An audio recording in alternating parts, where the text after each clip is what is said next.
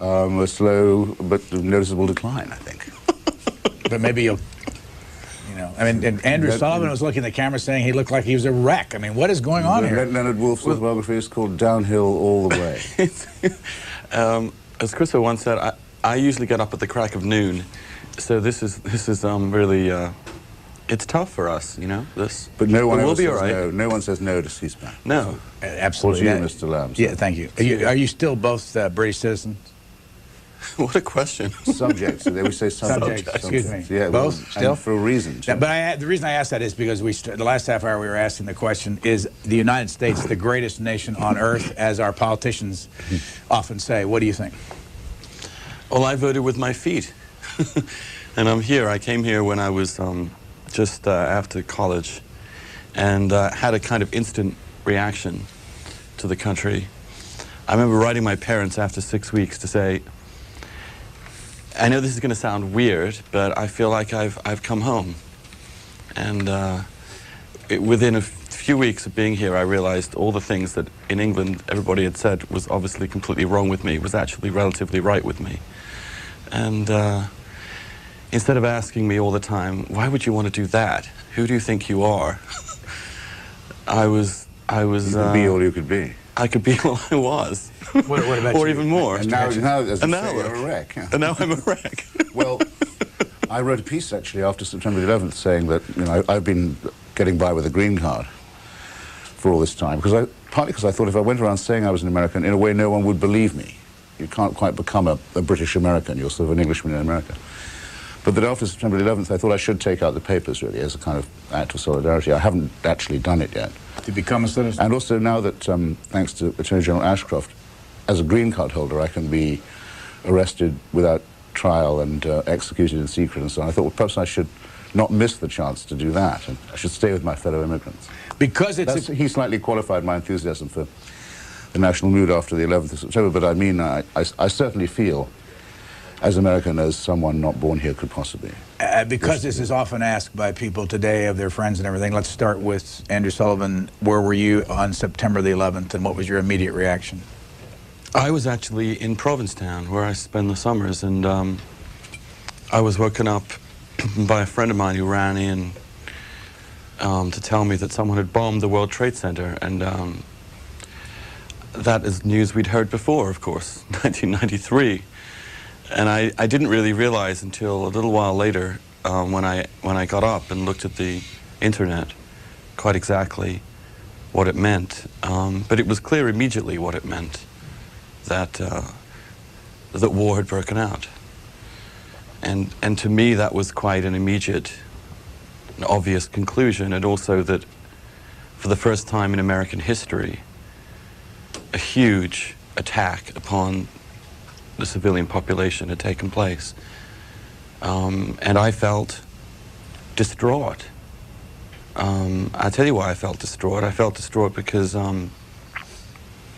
I do have a sort of love of this country's sense of able to make things new again, leaving the old world behind, having an entirely unique sense of security and escape from the world. And for the first time in American history, the world had come into America and raped her, and I was in tears for days. Mr. Hitchens, where were you? I was in Walla Walla, Washington, on the border of Idaho, practically, at Whitman College, giving the Scoop Jackson Memorial Lecture, which, among other things, called for the arrest and trial of Henry Kissinger, which I've written a book about. Scoop Jackson probably rolling over in his grave on that one. No, Scoop Jackson hated Kissinger because Kissinger was, you know, soft on Stalinism. Never forget that about Mr. Kissinger, by the way. He's always been groveling to the communists, and was to Brezhnev at the time when Scoop Jackson wanted to get the Jews out of the Soviet Union. In fact, I'm proud to say the Jackson family came to the speech. It's his old college. And I ended by saying that you know, this could be a great period for human rights and for the internationalization of human rights and universal jurisdiction and so on. I went to bed feeling proud and happy, and in the morning got the news, because I was 3 hours behind it. I was woken up with it. And I've answered this question before to one of your callers, as a matter of fact. I felt fury and disgust and rage and nausea, but I didn't feel fear. I found I felt a sort of exhilaration. I thought, if this war has been declared as it looks as if it has been by theocratic fascism, then it's a war I would never get bored with fighting, because it involves defending all the things I do like against all the things I don't, culturally as well as politically and intellectually. And I still feel that way. I think it's absolutely worth fighting, and of course I had no idea how well it would be prosecuted. I've since been in Pakistan and in Kashmir and on the Afghan border and so forth. And I'm ready to, I'm still ready to roll, if you like. We have a long time with these two gentlemen. We'll get a chance to see where they differ. So far they haven't. Let's go to Hollywood, Florida on the Democratic line. Good morning. Good morning. Brian, when I heard you were going to have these two guests on, I couldn't wait. I had to stay home. I thought it'd bring a lot of laughs, I guess, into my house this morning, so I'm really looking forward to it. I would be interested in you asking, and unless I missed it, I think Andrew answered it, but I didn't hear it from Christopher, about whether they agree that America is one of the greatest or the greatest nation on the earth. And I would be interested in you following up and asking them why. In listening to the answers of a lot of Americans and non-citizens who called up, I only heard a few that really echoed my sentiments, which is we are probably, I would agree, we are the greatest nation on earth, but it's not because of our wealth or a lot of the things that people have discussed, but rather the individual freedom and the individuals like you have there. I think that come out of, even though neither one of them are Americans, that come out of a system and a culture that I think that breeds leadership. And along those lines, I wanted to say, as a personal note to Andrew, he's somebody who I admire, being a gay man myself who doesn't always agree with what seems to be the predominant politics and thinking amongst a lot of my peers and friends and people I hang out with, and I just respect him for the courage and the leadership that I'm sure his path in life has taken him. Thanks, Hollywood. I hope these two, if you're going to stay home this morning, do begin to entertain you at some point. But now we're being serious for a moment. He didn't really ask a laugh-inducing question, No, did he? he did not. He hoped for mirth, but you asked what I was slightly lugubrious, but a perfectly good question. Well, there was a Teamsters Union official once up on this hill behind us who was asked at the opening of a hearing into his affairs, he said, well, wouldn't you agree the Teamsters Union is a very powerful union in American trucking? And he said, looking rather narrowly back at the senator, he said, well, Senator, being powerful, it's a bit like being ladylike. He said, if you have to say you are, you probably ain't. So I think I like America most of all on the days when people are not going around shouting, USA, USA, we're number one, we're the greatest. I prefer the days when they don't do that, when they're probably most to be admired. It's a case of always think of it, never speak of it. Of course, objectively as well as subjectively, the American Revolution is now the only revolution with a fighting chance of survival and success. The idea that you could create a multicultural democracy over a vast expanse of the Earth's surface that could possibly be emulated by other people. Manassas, Virginia, Republican line. Go ahead, please. Yes, I think that the American culture is the strongest on the planet because of gentlemen like this who have come to this country and merged their heritage into our culture.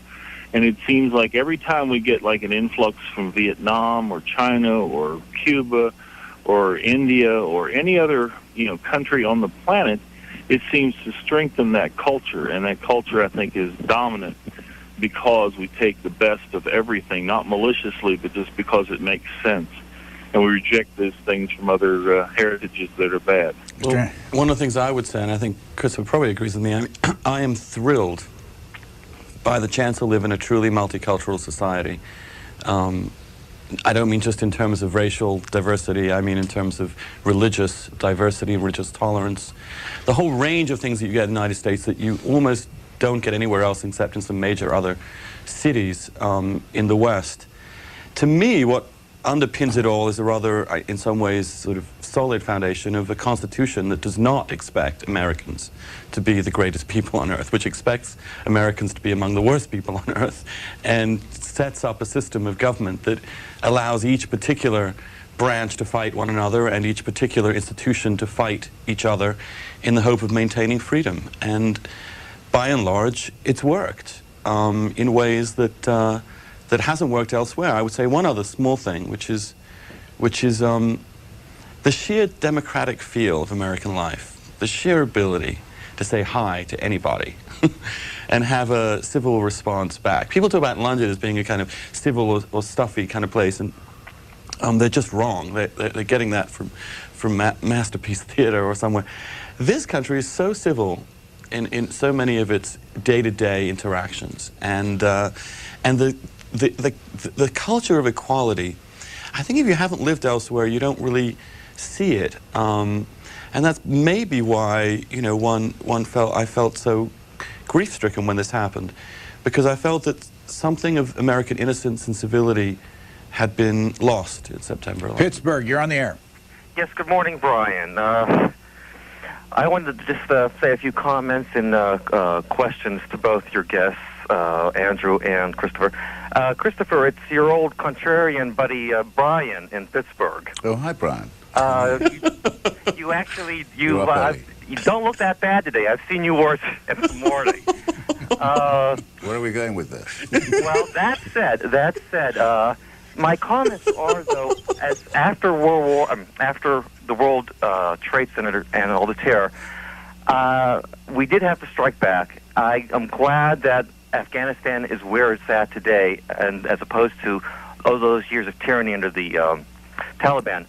But that said, there's also a danger that I feel that a government can exploit that for a sense of perpetual terrors.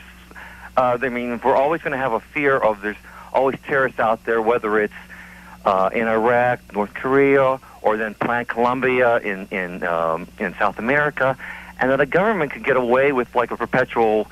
We're not, you know, at a state of martial law, but there's like always the danger of just over abusing that, extending heightened states of security to call for militias and things like that. And I'm just wondering what either Andrew or you feel about that. All right, let me just ask you, though, before we lose you, why are you Mr. Hitchens' great contrarian? I mean, have you seen him before?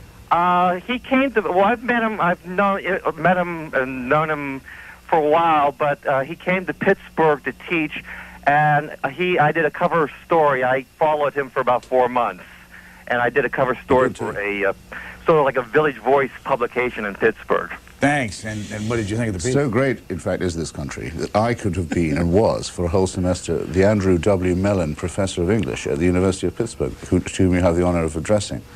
Now, he might have felt differently than Scoop Jackson. It was a great American, another great American, Randolph Bourne, during the First World War, who made the imperishable remark that war is the health of the state. And there are a lot of people on the left and on the right who worry at the moment that states of emergency lead to the aggrandizement of the state, to the inflation of state power, and so on. That's a worry that someone who's enthusiastically in favor of the war on Islamic fascism can perfectly well share, and I do, for one, certainly. On the front page of the Post today, I'll just read you the first paragraph, and the headline, Intricate Screening of Flyers and Works, Robert O'Hara, Jr.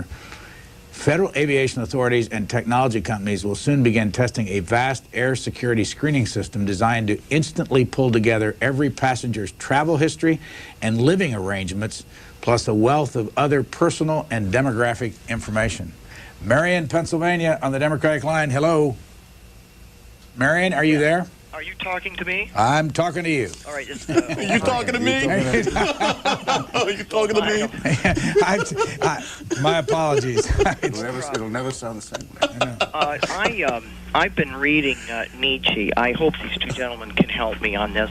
Oh, dear. I've been absolutely floored by some of the things that I've been reading. He talks about good and evil. I also talk about that a peaceful nation or peaceful people tend to be cowardly because the ones that we put up as the victors are the ones that defy the morals that lead to controlling your emotions and controlling, you know, your ambitions. Now, we live in a country we are great, but we instill in our citizens a sense of fearlessness. So therefore, the punishment for overcoming the mores, as we do, we have to upgrade or shift our penalties into higher gear to try to control our citizenship. He also spoke about other nations, that a country that goes to war and says they're doing it for defense always has to undermine the morals of the other country and take the superior position. Why, by the way, caller, are you reading Nietzsche? I just picked up this book. It's The Portable Nietzsche. It's written by Walter Kaufman, and he's one of the great experts on Nietzsche. I like the idea of Nietzsche being portable. That would be the last word that would usually come into it. You don't. I think Mr. Bin Laden has been reading him too, because it struck me in the early statements that they made, and many of the interviews that these gangsters have given, they say that defeating the Soviet Union was the really tough thing. That was really hard, but defeating the United States would be relatively easy, because it's so soft and corrupt and immoral and so. I'd like to think that they've got that exactly the wrong way around, that defeating the Red Army was the easy part. But they made a fantastic miscalculation if they think that just because Americans have a tendency maybe to be a little complacent, a little inward-looking and too accustomed to luxury, that they would be a pushover. I'm sure, absolutely sure that that's wrong. It's also but that we have to prove it. It's a fascinating moment to bring up Nietzsche because, and I think everybody should read him just to find out what's wrong. What Nietzsche was about, essentially, at least in some respects, was to say that there is no such thing as evil as such. That we can go beyond good and evil, that all these absolutes are actually all relatives, and that they can be recreated by anybody with sufficient imagination, that there is nothing solid beneath all of this. That he, in some ways, is one of the most influential philosophers of modernity in that respect. And what this war is partly about is saying, there is something called evil. The murder of thousands of civilians for a theocratic fascist cause is evil. And a constitution which defends religious tolerance and respects human life is good. And we are about to fight that evil with this good. And we'll do so also against this of course is the huge news of this week. We will do so also with respect to the despotic regimes in Iran and Iraq. And I think, therefore, Nietzsche is entirely appropriate. Let's go to Alpine, California, on the Republican line. Good morning. Good morning. A couple other things before I ask Mr. Sullivan something on the greatest nation in the world. It depends who you ask. Ask the children or the parents of the children who come to this country to have our doctors fix their facial deformities, or work. There's a lot of heroes that we never hear about in this country. Our hospitals accept people without money. Some of them, not all of them, of course, but some of them. By no means. By no means all. And ask the survivors of the Holocaust. Who the greatest country is. Mr. Sullivan, I visited your website yesterday because I knew you were going to be on today. I am a very strong believer in equal employment opportunity for everybody. I don't care who they are. Equal housing. I don't believe anybody should be discriminated against on the job or for housing or whatever, or harassed. However, this issue that you have with same-sex marriages, and that was a big issue on your website yesterday.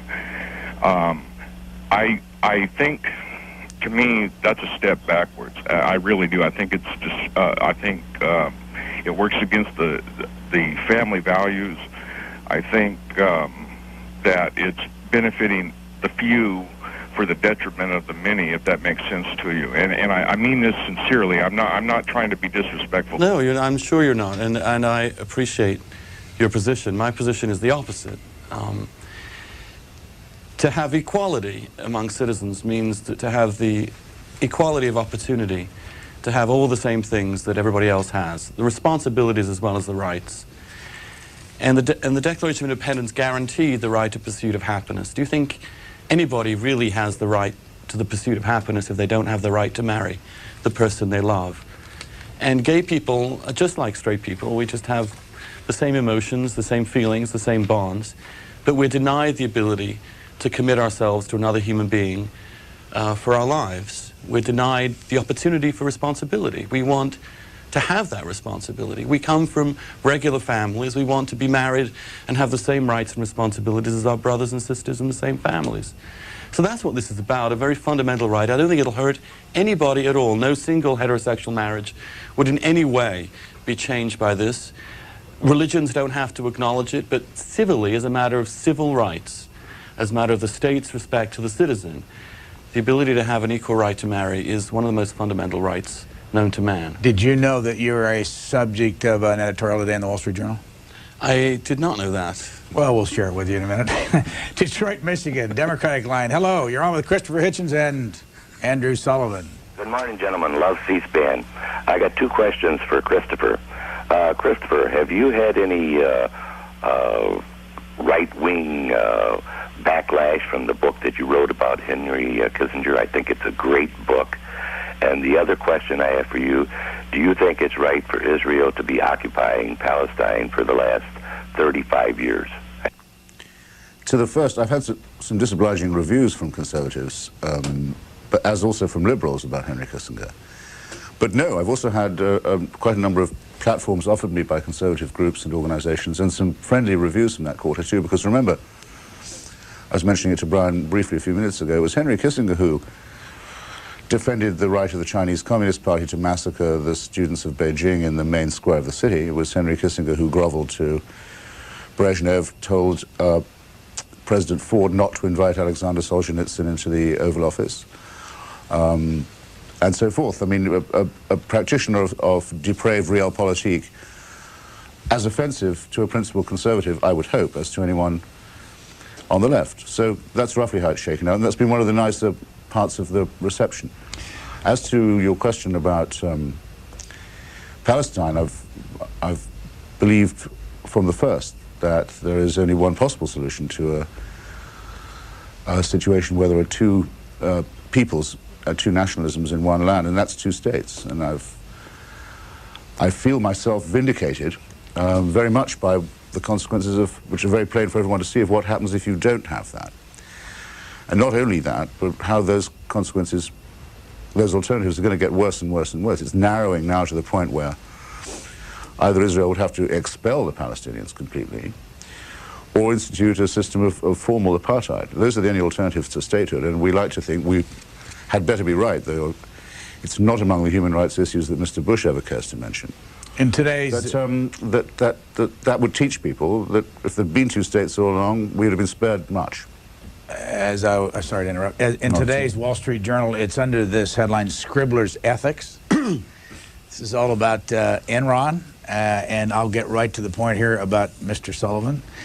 Meanwhile, the internet ethicist, Andrew Sullivan, has been denouncing any journalist who's ever taken $1 from Enron. This includes our contributor, Peggy Noonan, who disclosed last week in her OpinionJournal.com column that she billed Enron $250 an hour for 100 to 200 hours of speechwriting work. In other words, she got paid like any other contract employee, which is called business between consenting adults. The first time she wrote about Enron for us was also when she disclosed her Enron fees, so she has nothing to apologize for. Certainly not to Mr. Sullivan, who recently wrote a fine piece for this page on the failure of Talk magazine, but then without asking, resold the article to the Times of London, which didn't bother to give us credit. Mr. Sullivan's explanation is that he didn't think we had international publication rights, although the Wall Street Journal is distributed in London. Leaving aside the fine points of copyright law, Mr. Sullivan's behavior may not have been unethical, but it wasn't very nice. Oh, please. I had no idea they wanted to run it again in Europe, and my editor in London asked me to redo it. I did a slightly different version in London. As for Peggy Noonan, I do think she's by far the most innocent of all these columnists who turn out to be on boondoggles from Enron. But I would point out something. She worked $250 an hour, 100 to 200. Now, someone doesn't remember whether it was 100 or 200 hours of work. Doesn't she have a 1099? Can she actually tell us how much she actually got from Enron? I would also say that she said in her own piece none of the work she did somehow ever got used. It all just never quite got into Ken Lay's speeches. It was never actually a substantive piece of work that was actually, you could show was actually part of Enron's business. Now, I'm sure Peggy Noonan, who's a perfectly decent and good person, didn't realize fully that she was being completely conned by these people. The truth is, this corporation threw money everywhere, and it threw it also at journalists. People like Bill Kristol, $100,000 minimum for doing next to nothing but show up for a couple of weekends in a luxury place or resort. Paul Krugman, the New York Times columnist, $50,000. Gary Kudlow, National Review columnist, $50,000, all for doing very little at all. Now, if someone comes along and asks you, would you like $50,000 for doing virtually nothing? A good journalist says, what are you really trying to buy here? And all I've done, the sin I've done, is point it out and just say, if we as journalists are going to start criticizing politicians for taking this kind of money, then we can hardly be taking much more of it ourselves and never disclosing it until we have to. And can I just add something? Sure. And by the way, I should say in Andrew's defense, I mean, even if he played fast and loose with the Wall Street Journal at the Times, reselling a piece of yours twice is nothing ethically comparable at all. With what Well, they said he just wasn't very nice. Well, anyhow. I thought they would be a little above that kind of thing. The principle that some corporate culture seems to apply, including Enron, seems to me to be that of organized crime. The principle of that is you dirty up as many people as you possibly can, because then anyone who blows the whistle can be accused of spoiling it for everyone. So journalists, politicians from both parties, all across the board. They seem also to have succeeded in imposing the law of omerta on the administration, which says, no, it's only our business how we deal with Enron. What do you peasants want to know about it? When I emailed Bill Kristol to say, come on, what's going on here? How much did you get? What was this all about? And who else was on this? They had an advisory board, this kind of shell institution, to pay off all these journalists. He said, and I quote him, "I will not rat out the others." Sun Valley, Idaho, Republican line. Go ahead, please.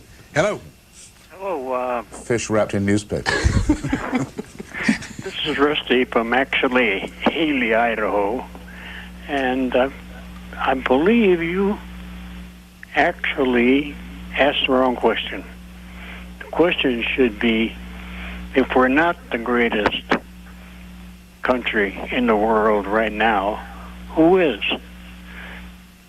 Nobody's ever asked the people that are talking, as far as I know, on telephone, who the greatest country is, if it isn't us. And in your opinion, is there a country that is greater than the United States? We're not perfect, but who in the heck is? Okay, I asked the wrong question. The real question I wanted to ask, and I didn't ask it very articulately, is it wise for politicians and journalists to say all the time out loud, we are the greatest country in the world? I sort of agree with Christopher that I think if you have to yell that, you aren't. I mean, it's a good indication. I think there's a certain kind of patriotism which doesn't need to be expressed so crudely. It doesn't have to have a slogan on it. It doesn't have to have sort of be shouted from the rooftops. I think that after September 11th, however, the extraordinary flourishing of a kind of patriotism, the flags and everything, was something actually relatively healthy. In fact, extremely healthy. It was saying, look, we do love this place. We do care about it. We're not going to stand by while other people, for evil purposes, try and destroy it. And I think there's nothing wrong with that kind of patriotism, nothing wrong with that kind of love of country, right or wrong in certain circumstances. Taft, California, on the Democratic line. Good morning. You're on with Christopher Hitchens and Andrew Sullivan. Good morning. Morning. I have about 4 things I'd like to address, all having to do with subjects brought up on your program. First is same-sex marriage. Number 1, I believe that marriage is a financial institution and should be entered into by any parties, male or female or same-sex, as need be for their own personal gratification.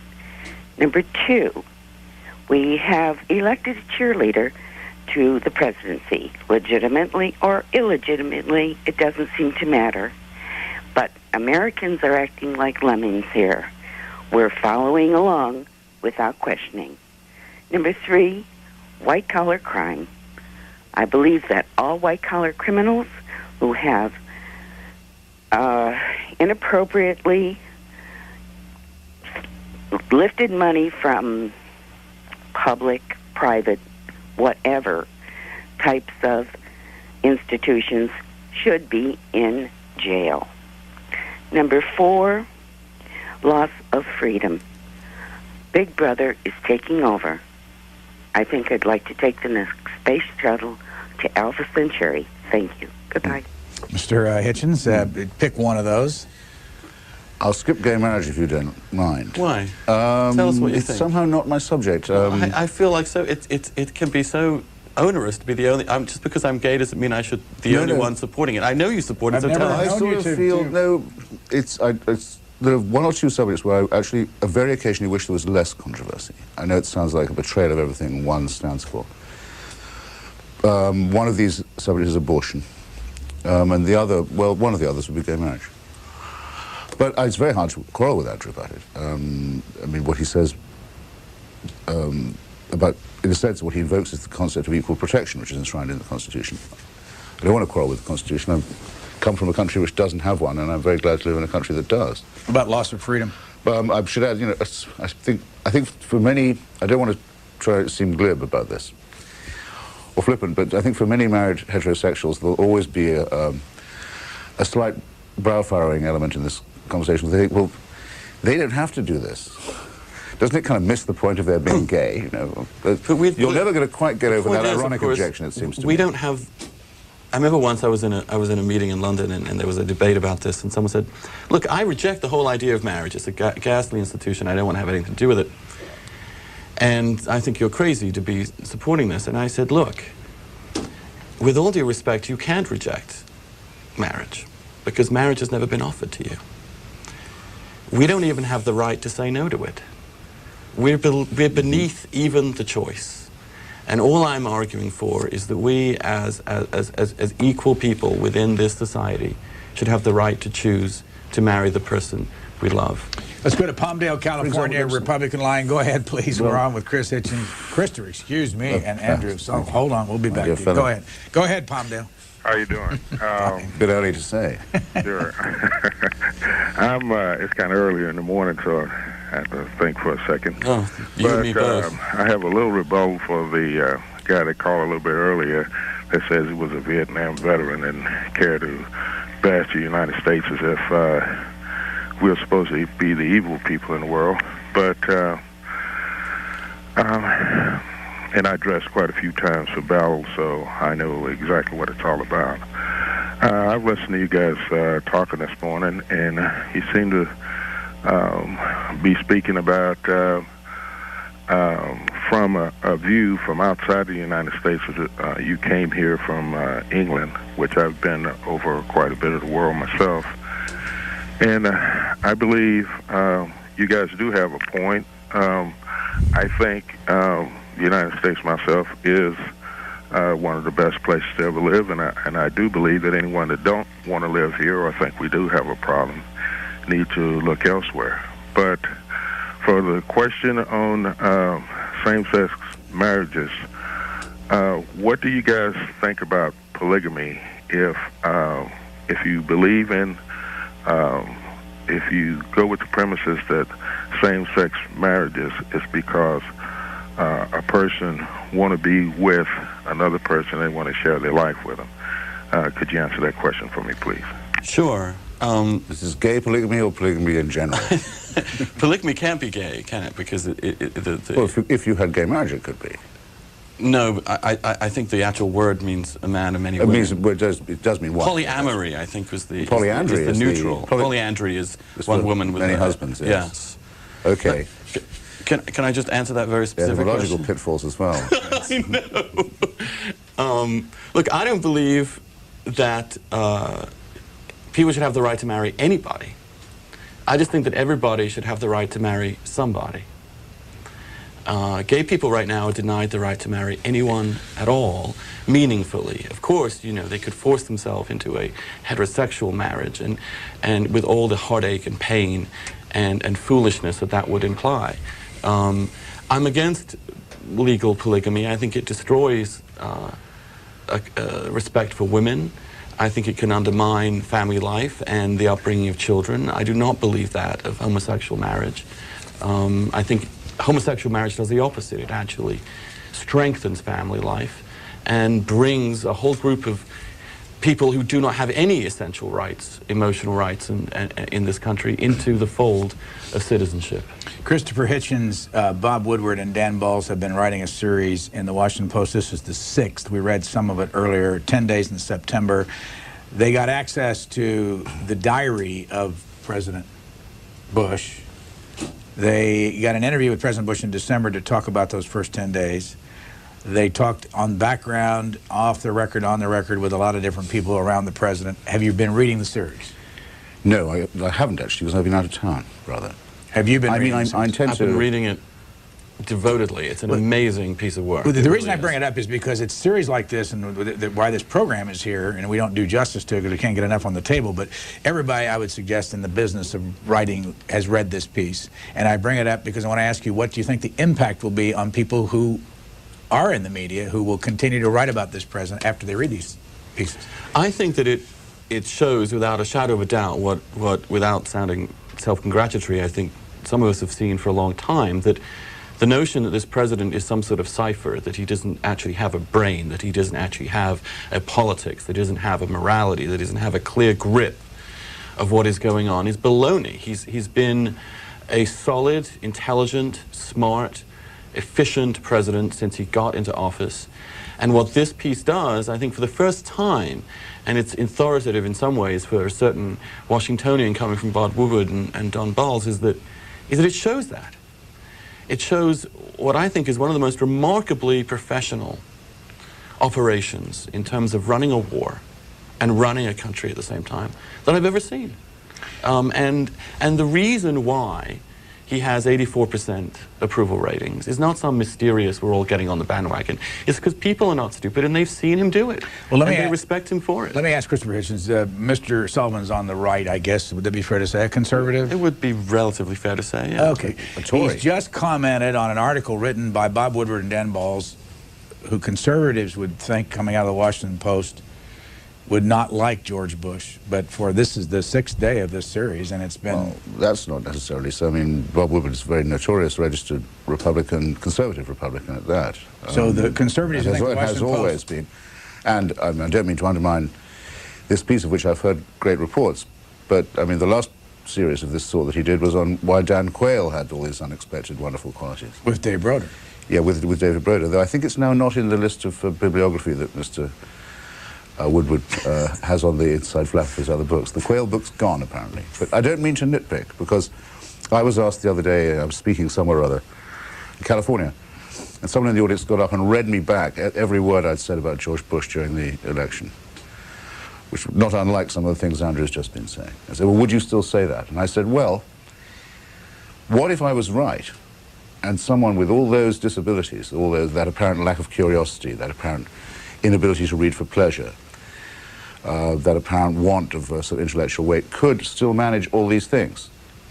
Maybe that would be a positive thing. Maybe that really proves that anyone can be president. Of course it is, because... Which is what we never let's forget. It's supposed to be, in this republic, possible for anybody to be the president.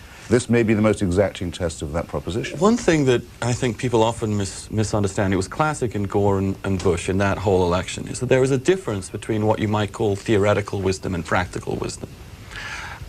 Christopher and I are both pretty smart people. We read, we're bookish. No, it's blah, blah, blah. So I think I'd be an absolutely terrible president of the United States. I can't run a whelk stall. Now, there are other... Well, a whelk stall, yeah, whatever. It's a shellfish in English. Is that an English expression? Yeah. Excuse me. There it's an English seaside expression. It's an English seaside expression. Absolutely no idea what you're talking about. Oh well, I couldn't run anything very well. And when I was editor of the New Republic, quite frankly, I was a very bad manager of people. And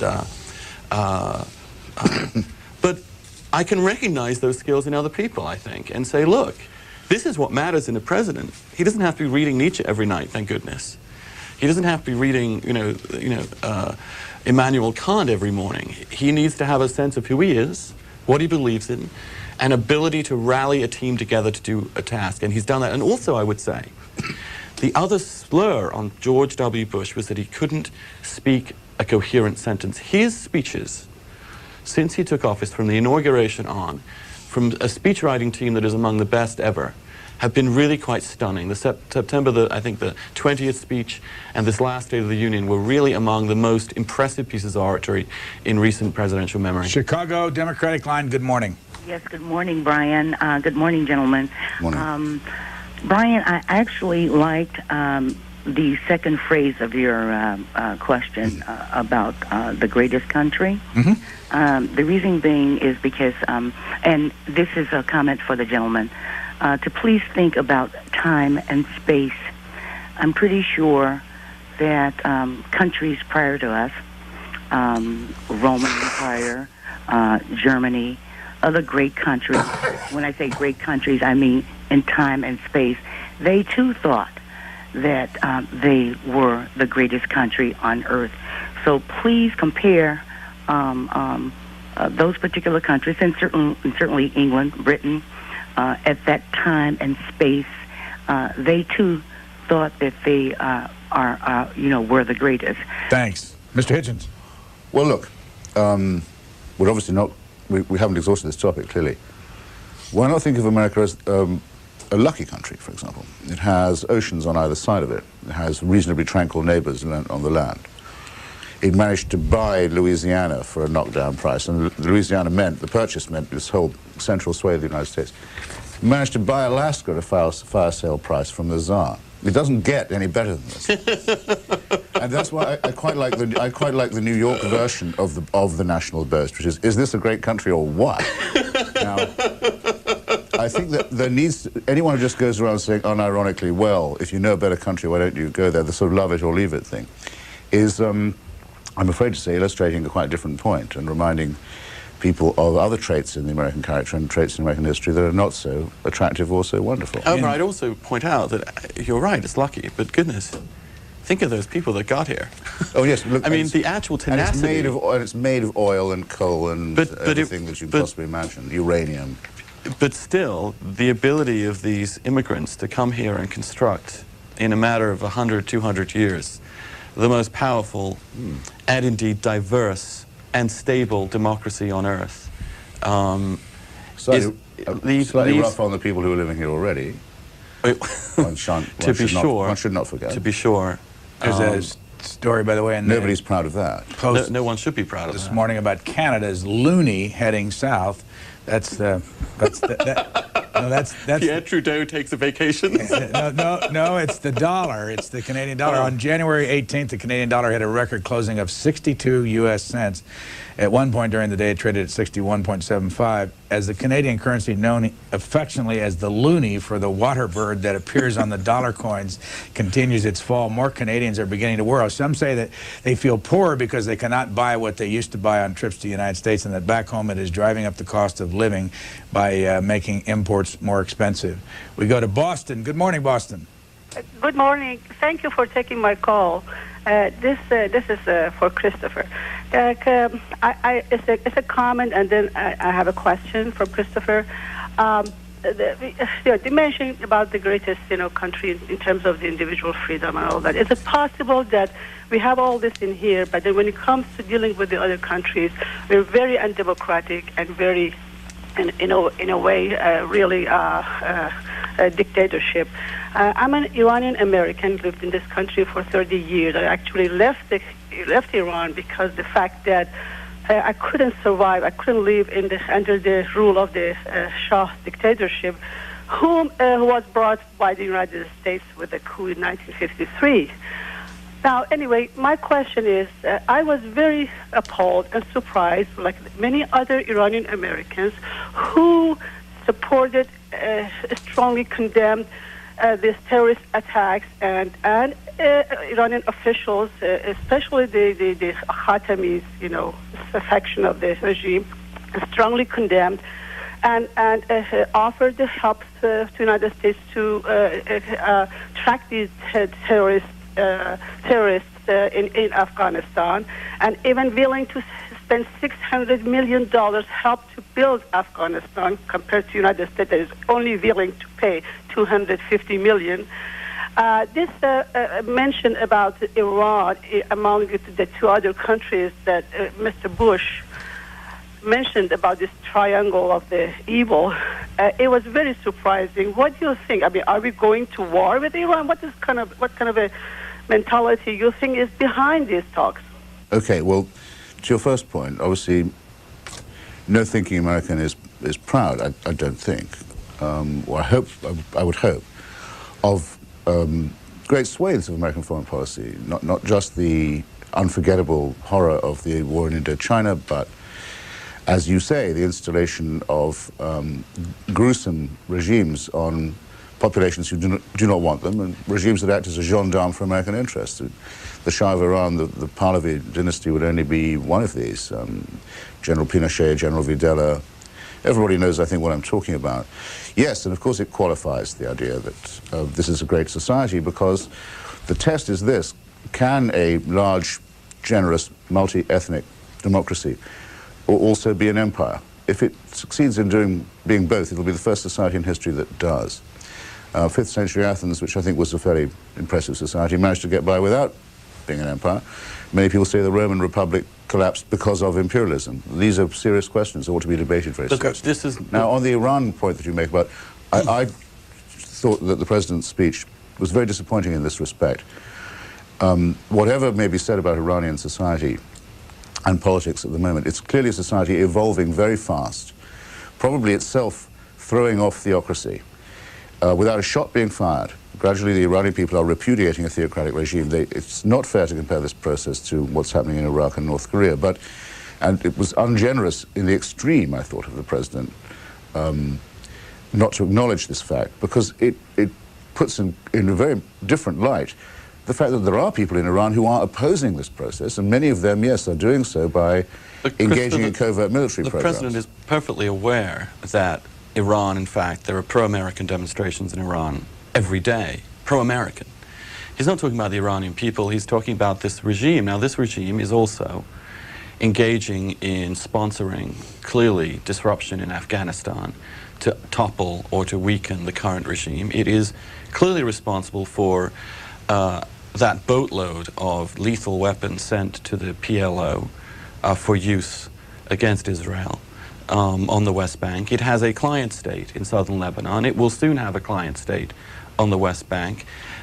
It is one of the most dangerous threats to us and to the region. I was relieved to see that the President understands that, and that we will not go after the Iranian people. In fact, I think Iran is particularly promising to capture the regime or topple the regime because the people are ripe for democracy. Orlando, Florida, Republican line.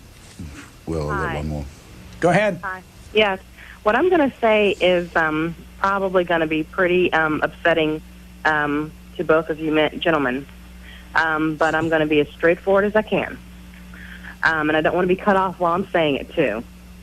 Do you believe in heterosexuals, we get married because our marriage is sealed by God.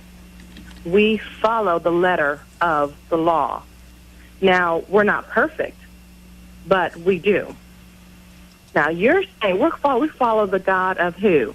Not just any God, not just any pagan God. The God of Abraham, Isaac, and Jacob. The same ones that the Muslims, they claim it's the same, and the Jews.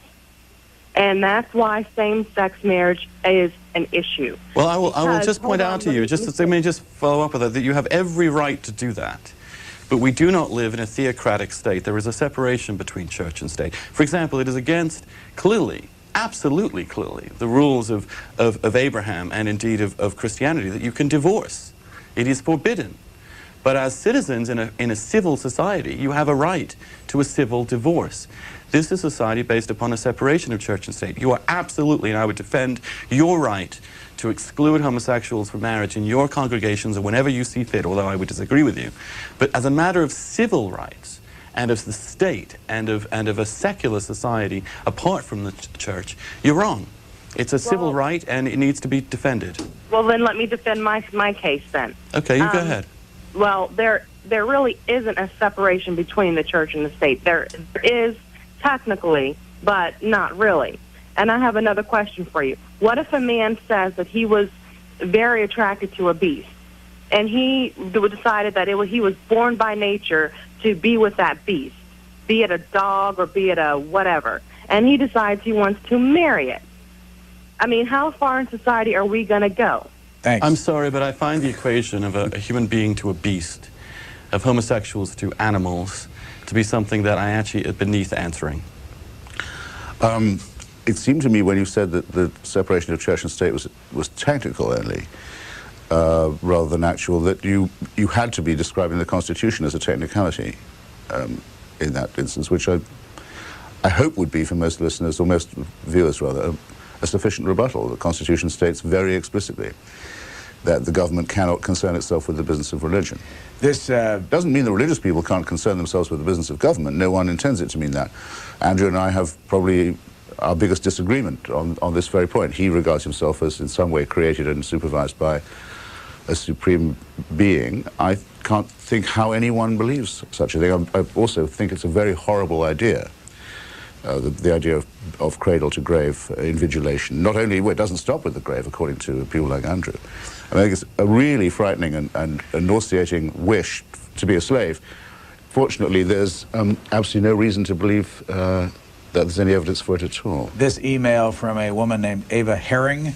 Yes, if you are a white male, a rich white male in power, or with the perception of power, you can revel in the greatness of this country. I am a relatively poor black woman who is insulted by this display of our pompous president. Every time America makes these types of statements and gestures, there is a response from terrorists. After the U.S. arrogantly walked out of the conference in South Africa, 9/11 happened. Bush makes threats in his State of the Union address. There is more. The videotape is released.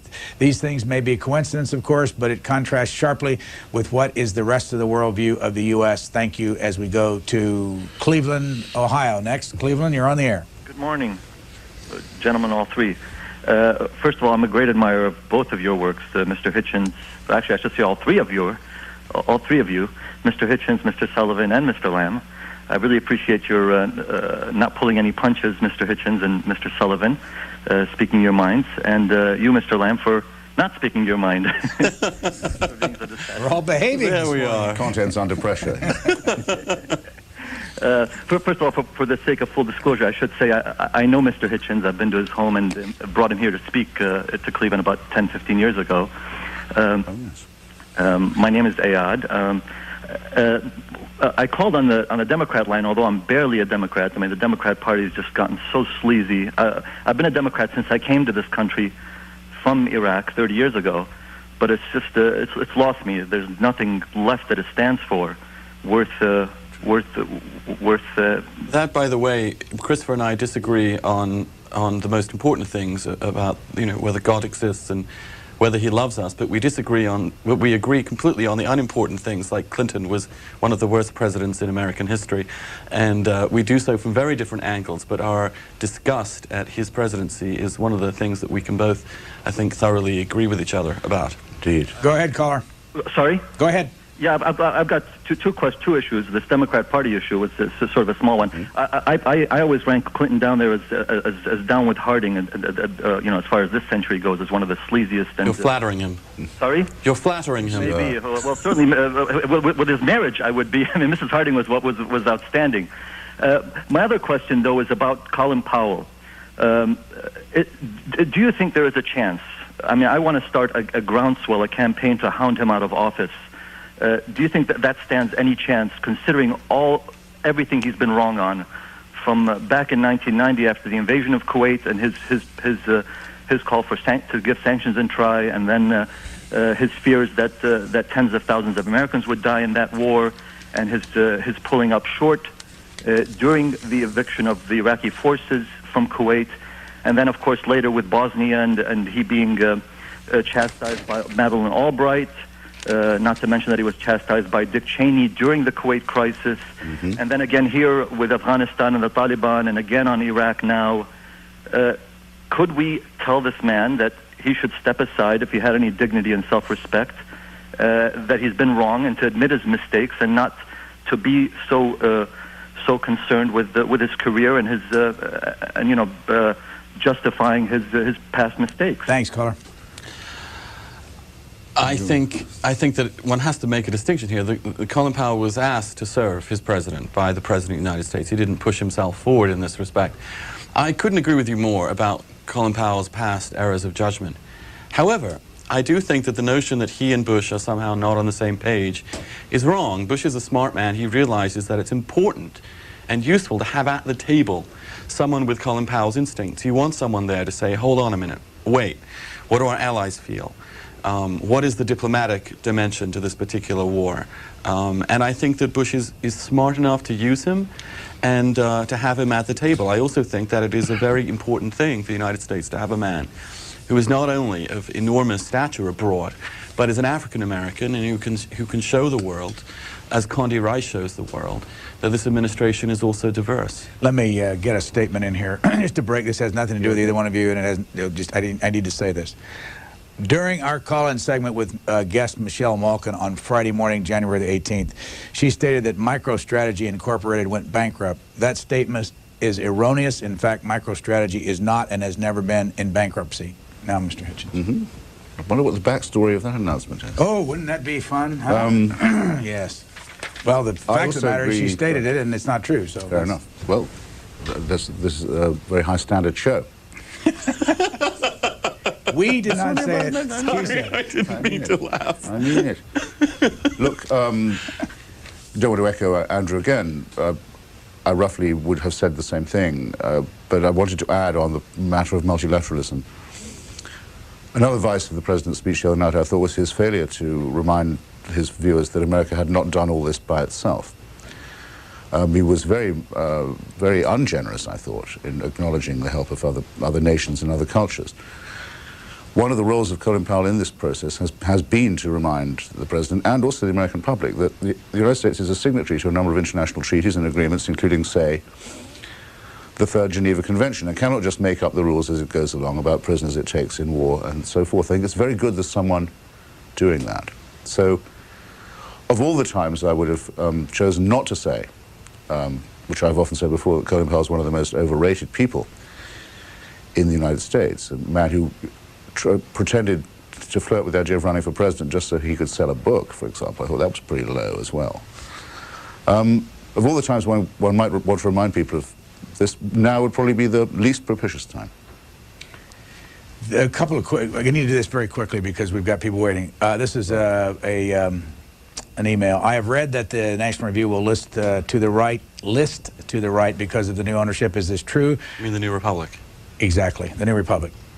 For Hitchens, it says, you and Noam getting along okay? Noam Chomsky? Well, Professor Chomsky, who I've long admired and who's written some wonderful critiques of American foreign policy in the past, has had, and there's many other great scholarly contributions also, has had a disagreement with me or I with him over whether or not it's decent to suggest that the United States, as it were, deserved or invited the aggression against its civil society on the 11th of September. I take the very strong view that one shouldn't have any truck with that view. We got that line, and we quarrel about it. So I would probably say our relations are not so cordial. New Republic listening to the right? I have no idea. Two new owners, both Republicans, both voted for George Bush. I've never met them, and I don't know. And what I'm told is that the editorial policy remains the same. Cape Cod, whatever that is. Whatever that is. Cape Cod, Massachusetts. Go ahead, please. Good morning. A question for Mr. Hitchens, please. You're going. You're on. Ask away. Do you believe it's healthy for the United States to be so much influenced by Israel? We are a large country. They are very small, but they have much influence in the media and especially in politics. Thanks. Well, believe me, I know, I believe I understand the question, and there are various tones of voice in which it can be asked, and including a tone of voice that I don't like, that suggests that there's a sort of covert Jewish hand that directs U.S. policy, which is not true, and very often clusters with other forms of unpleasantness. I do think that the United States gives far too great a proportion of its military aid budget to Israel, and in return asks for insufficient Israeli responsibility. The Israelis are the custodians of the West Bank by an act of war. Their occupation of it is not recognized as legal. I've already said what I think should happen about that. There should be a West Bank state. The United States could make that difference. You could say to the Israelis, we will defend the existence of a Jewish community or a Jewish state in Palestine. We will not underwrite it becoming an expansionist and colonial state. If you want to do that, you pay the difference yourself. That alone would have probably solved the problem by now. And I do wish, yes, if you want to put it like that there was more cogent discussion along those lines in both the media and in Congress. Let me simply say that the United States' defense of the only democracy in the Middle East, one that has been threatened many times, attacked many times by neighbors that want it to be extinguished. The United States' support for that little country is one of the reasons I'm proudest of the United States. And does that mean you support its defense of the occupation as well? I certainly. There's nothing democratic about the occupation. Well, no, there was nothing democratic about the war that was launched upon Israel that resulted in that occupation. People always ignore the fact that these expansions of Israel have come from defensive actions when it's been attacked by its neighbors. 1956 now was a defensive war? Look, I do believe, as you do, in a two-state solution. However, I do not believe that one of those states should be a terrorist state financed by Iran and run by terrorists in order to destroy the state of Israel. And I have no axe to grind here. I'm an English Roman Catholic to some originally. But I admire Israel, I admire the Israeli people, and I admire their tenacity to defend democracy in the face of exactly the kind of fascism that you rightly attack when it hits the United States. Terre Haute, Indiana, home of Eugene Debs, Mr. Yeah. Hitchens' friend. Go ahead, please. Yes, Brian.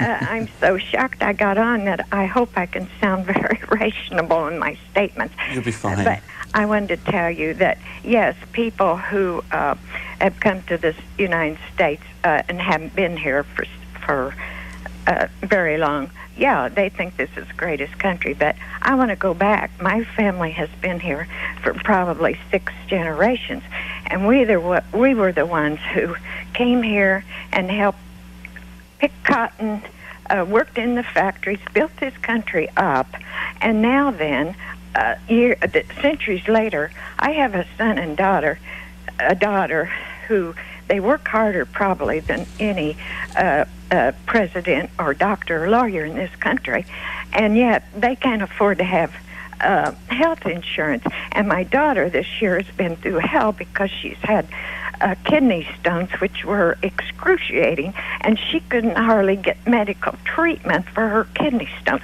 Now, my family and my generation have paid taxes all these centuries over here, but these two people who come over here, and I'll bet you $10 they have health insurance, and they're rich, and my children, my daughter and her husband, they do their own business, and they work, like I said, they work from daylight to dawn. Thanks, caller. Got the point. Let me ask Andrew Sullivan, Christopher Hitchens, do you have health insurance?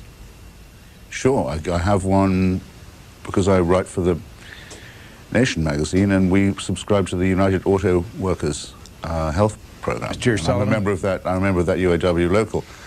But it's not. I mean, it's the same as to say that you have to take care of it yourself. And if you're not lucky enough to be fully employed, you can be, as well as unemployed, lacking health coverage. And that's true of maybe 40 million Americans. And it's probably the most disgraceful fact about American society. I'm lucky also. I'm employed by the New Republic, and they also provide me, I'm glad to say, with health insurance. And someone living with HIV on a daily basis, that's something that obviously is of pretty great importance to me. Are you rich?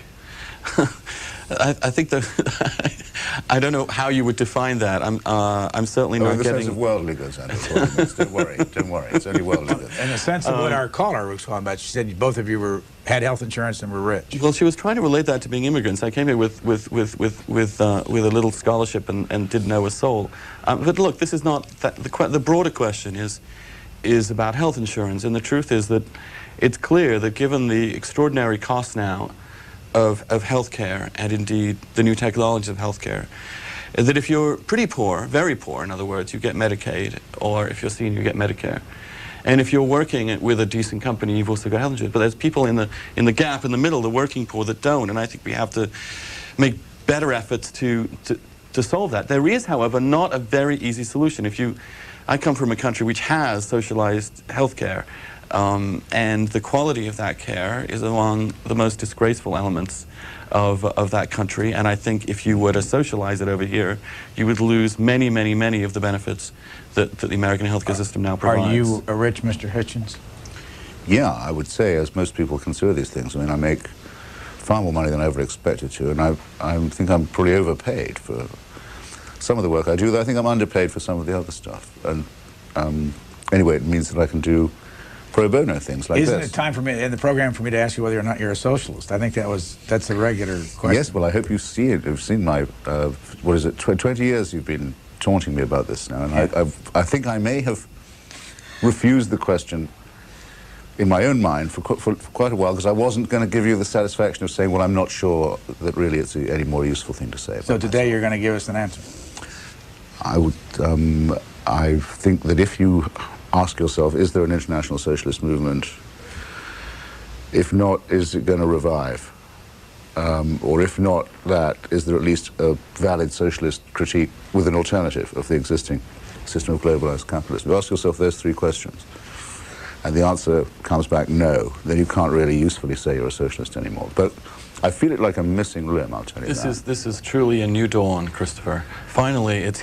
But I think you're ducking. I've been writing about this for a long time. I know. But partly, But look, I slowed up on it partly because I wasn't going to give Mr. Lamb the satisfaction of saying uncle on this point. Okay, 20 years of class struggle on this I'm program. going to try and seize that satisfaction here. But the point is not that you keep saying that this is because of these external reasons. There isn't a viable alternative. It's as much as to say that there is no longer a socialist position to hold. But doesn't it clearly show? Aren't you actually intellectually apprised of the belief that clearly socialist countries built on socialist models have failed demonstrably to provide higher standards of living, greater creativity and greater freedoms than the more free market societies?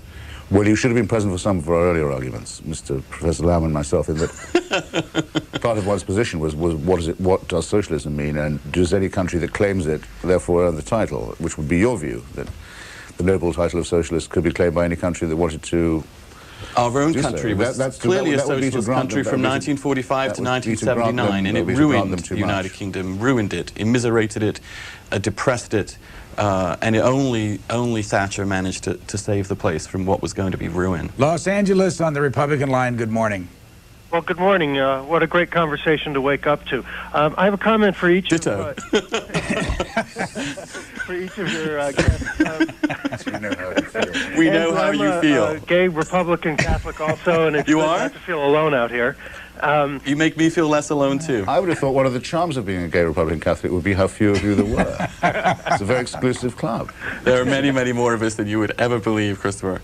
No, I think plays heaving with them.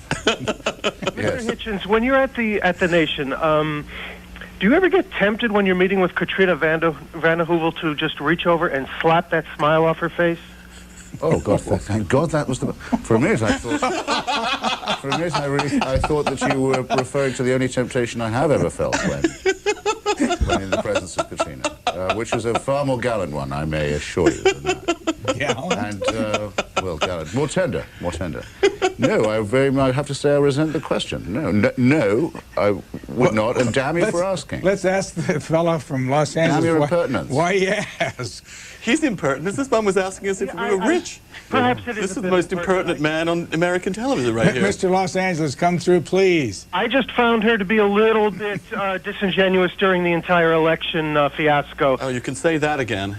and it was very difficult for me. It's still very difficult for me to even watch her. Well, look, I'll tell you this for nothing. It makes me laugh, the thought that anyone would ever have wanted Al Gore to be president, let alone Mr. Lieberman as vice president. And I must, there are millions of people around the country now who must be just so relieved that their vote didn't count. And I've said that in the nation. But excuse me, that wasn't what you were asking. I mean, Katrina is very intelligent, very serious, very thoughtful, and in my opinion, fabulously beautiful person. And also, I think she deserves an award for being... The only temptations that I feel when I see her are entirely congruent with being not either gay, Republican, or Catholic. Thank you. Of course, she also deserves an award for managing to reconcile completely unimaginable wealth and socialism. But there you go. That's a contradiction. There seems to be a lot of low blows flying around. I mean, I think that anyone seeing her, as Burke said of Marie Antoinette, every sword will fly from its scabbard to avenge a look that was in the wrong way directed at her. Baltimore, you're next. Good morning, gentlemen. Good morning. Good morning. I have a quick one-line quote, and then I have a question for Christopher. Benjamin Disraeli once said, "The world is governed by very different personages from what is imagined by those who are not behind the scenes." I know we've had shadow governments in local and state, and I'd like to ask Christopher who he thinks really runs the show. One of the great things about living in America is the fantastic number of beliefs that there are about who's really running it. Which is, the Constitution says, should be, as it were, you and me. There are people who believe it's the Illuminati, there are people who believe it's the Jews, there are people who believe it's the Freemasons, there are people who believe it's just corporate America or the military-industrial complex. I think that there is a danger at the moment that there's too much of a lottery about who controls things, and that the price of entry into that lottery is very expensive. What I meant earlier by the relationship between corporate culture and organized crime with the Enron business. I hope and believe that many Americans, despite their current sort of patriotic unity, are really annoyed, if not incensed, at the ease with which rich crooks can get access to the highest circles of the government. Mr. Sullivan, and the way in which the government considers that that's nobody's business but theirs. Now, I think there should be a real outrage about that. The critical catalyst for that particular cancer on this republic was Bill Clinton, who was the most aggressive quarter of corporate money for his own campaigns and others. I don't disagree, except that I'm not sure he's worse than Nixon in that way. Can I ask you both quickly? He was as bad. He wanted to be as bad. A current matter, please. Back in the fray. Gore announces PAC, gearing up for possible 04 presidential run. This is the New York Times, page A19 today. He'll give a speech in Tennessee on Saturday night, $25 a head fundraising rally in Nashville. We will be covering it live. Both of you, well, we know where you're coming from. Let's just keep on going. Warren, Pennsylvania. Warren, Pennsylvania, you're on the air. Yes, sir.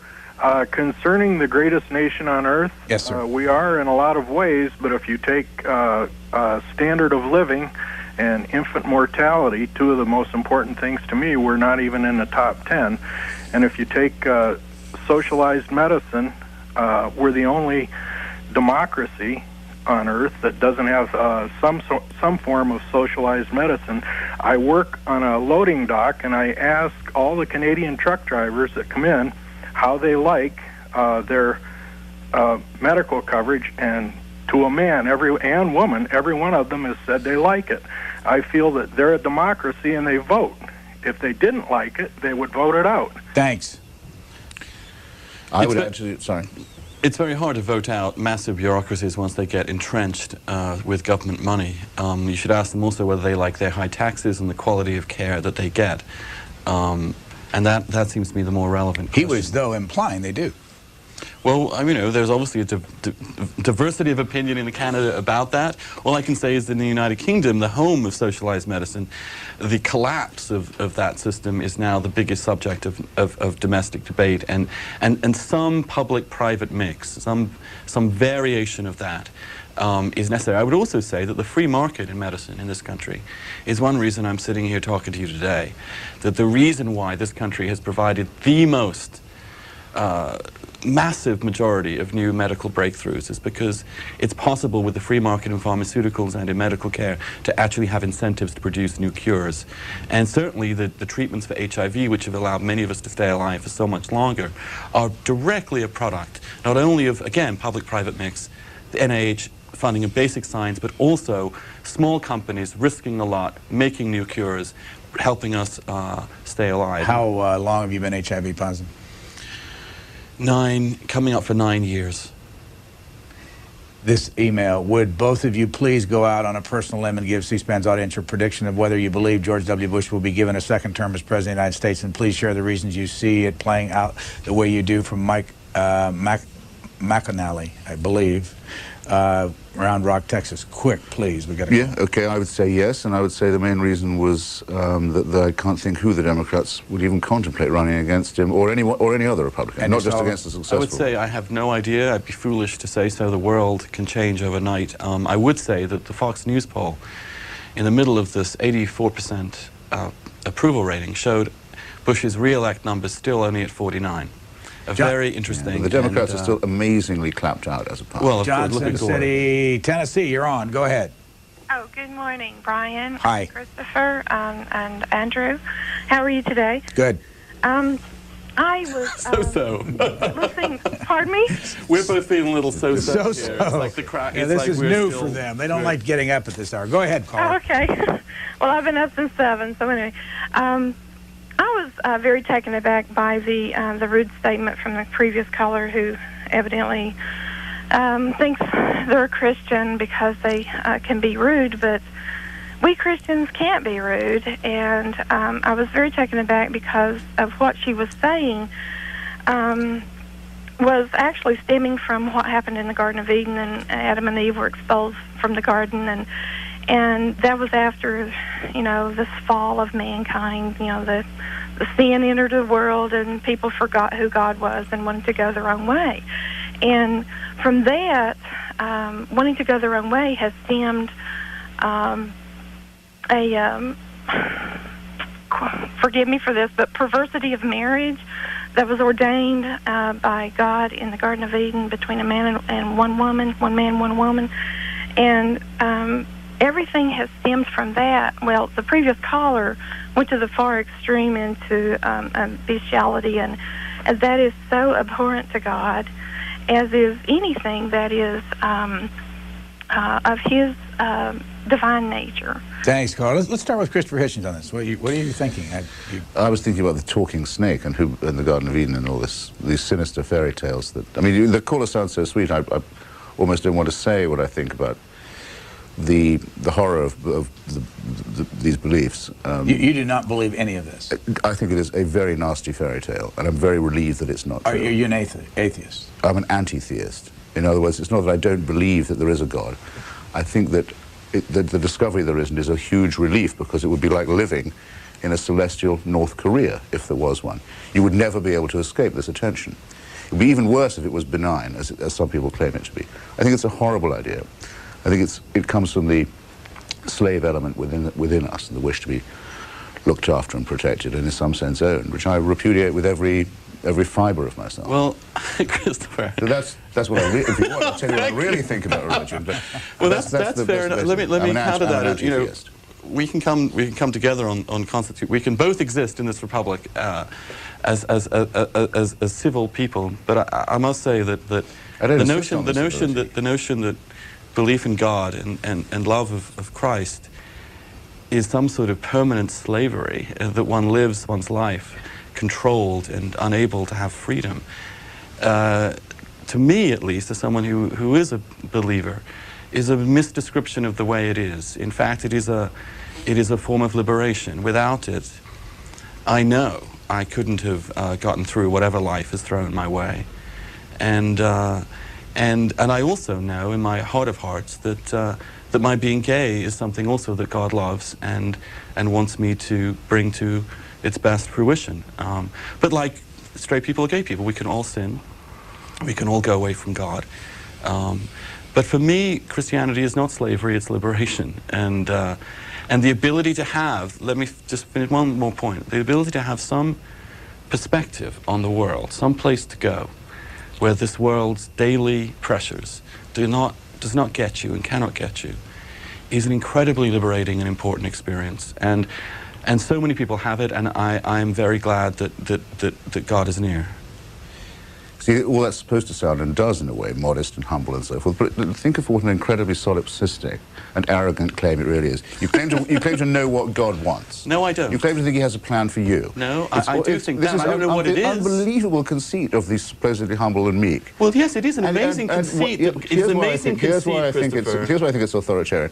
I'm told that there was a human sacrifice that took place 2,000 years or so ago, in which I had no say, which would not have taken place if I'd had anything to do with it, but which has saved me whether I want to be saved or not. Well, I don't like to be talked to in that tone. Well, then you're talking about a certain kind when it isn't sickly, it's rather authoritarian, that kind of talk. And you managed to combine in your own approach a tiny element of each. I'm very sorry to have to tell you. Tulsa, Oklahoma on the Democratic line. You're next. Hello. You're on the air, sir. Thank you. This is my first time caller, so I might be a little nervous. That's nice to have you with us. Okay, my question is, I know I've watched you all this morning debating the greatness of the United States and past empires, but my question is, recently there was a week-long special on the Congo and what's going on over there, and my thinking is, you know, we've discussed military power and great wealth as a defining difference of greatness as a nation. But do you think we could do anything with respect to the natural disasters that are going on in the world, and maybe that we could claim our greatness in history if we were to take a more active role as a country and be much more involved in those areas and trying to help people? I realize, you know, some of those things are natural disasters, and that they're not our fault by any means. But as you know, coming from a Christian point of view, isn't it to our advantage to take advantage of those situations? Thanks, caller. I think not only can we must. However, I would say the following thing. I think it's also very important that we don't cripple countries with a kind of dependency. There's a kind of aid which can lift people up, and there is a kind of aid that can actually just go to certain tyrannies or certain regimes that simply keep the people down, and certainly do not encourage the kind of enterprise and self-help that will actually rescue and help rescue these countries.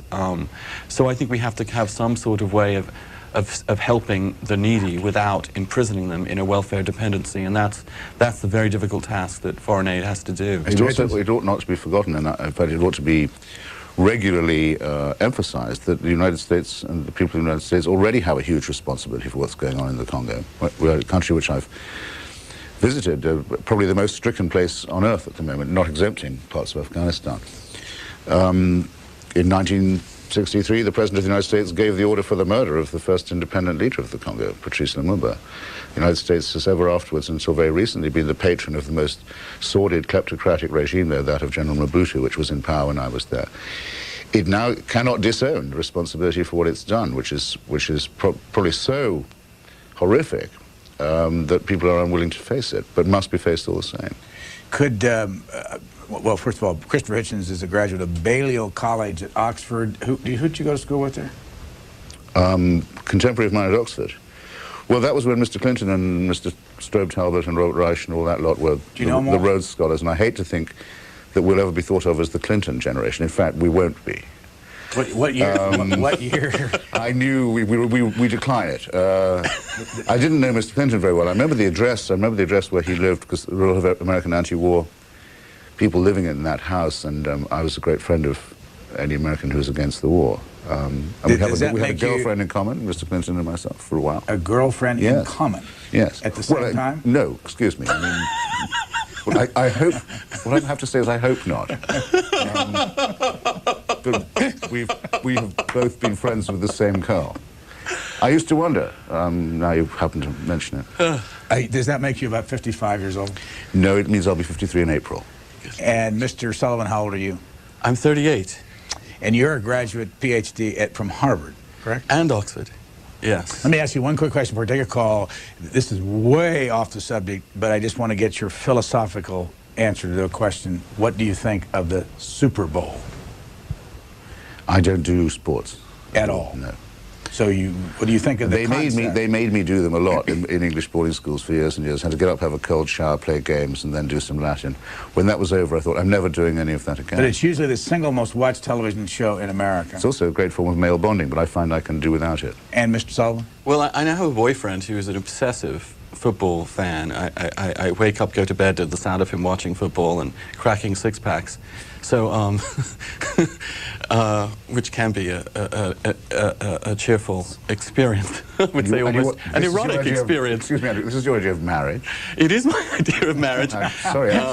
He's also, however, it sounds very like a heterosexual... It is exactly like a heterosexual marriage. He's also, however, I must say, as well as being a complete sports jock and sports maniac, a professor, which is, in my view, the best of all possible worlds. So I've learned a lot about football from him, and I have a feeling I'm going to learn a lot more. In the next half hour, I'd like to see, and this is possible, where the differences are between you two gentlemen after all these years on different things, quick differences. Let's go to Long Island, New York, on the Republican line. You're on the air. Good morning, gentlemen. Thank you for your program. It's the first time I'm calling. My question is addressed to Mr. Hitchens, please. It's a two-part question. Number one, in order for America to be the greatest nation on earth, can you explain at what price? Isn't it at price of exploiting other countries, their natural resources, and bringing all the brains and all the talented people here? And number two, Mr. Hitchens, please explain for me, because I respect your work and your opinion. How do you define terrorism? Is it a different definition for it?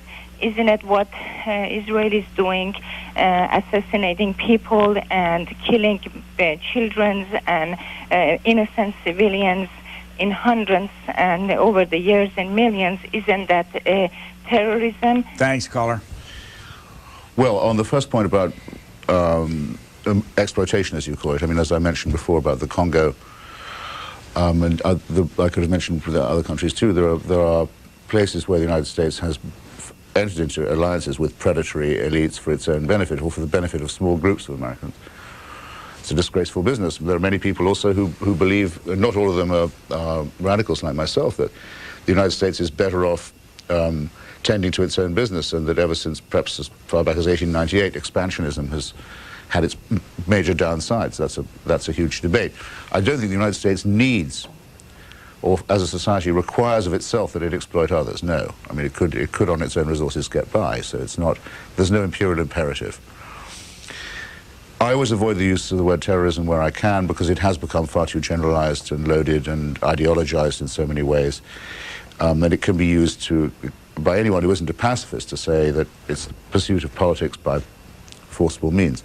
I think if you wanted a definition, it would be the exclusive concentration on the disruption of civilian life and the taking of civilian life as an end as well as a tactic, as something good in itself as well as a means to another end.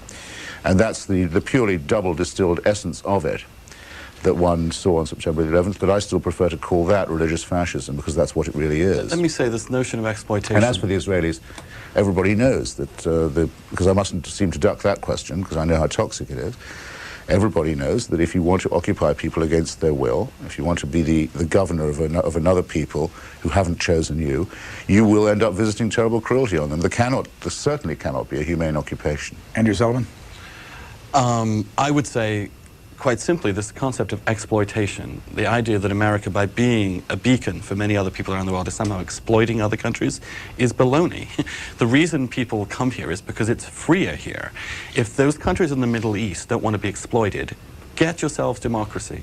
Get yourselves a free market. Why are we making excuses for countries that do not do the obvious thing to create wealth and power and security and freedom for their citizens?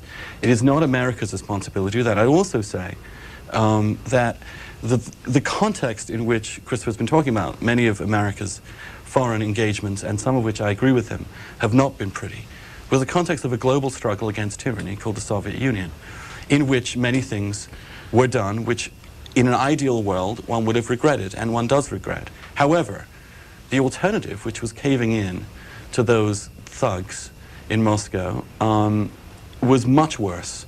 I'd also say that no country in the history of the world has had this much disproportionate power and wielded it so gently. Well, there's no actual occupation of places against their will by the United States in any meaningful sense compared to the British or the Germans or any other previous empire. I don't actually know when it was that the Cuban people signed off on having the Guantanamo base on their soil, to give you a small example. To compare but it is certainly true. It is with the British Empire or Nazi occupation. It's certainly true that the American occupation of Cuba and of many other territories in Central and South America well predates the Bolshevik Revolution even. So your critique is ahistorical as well as politically, I think, rather opportunist. Bradenton, Florida, you're on the air.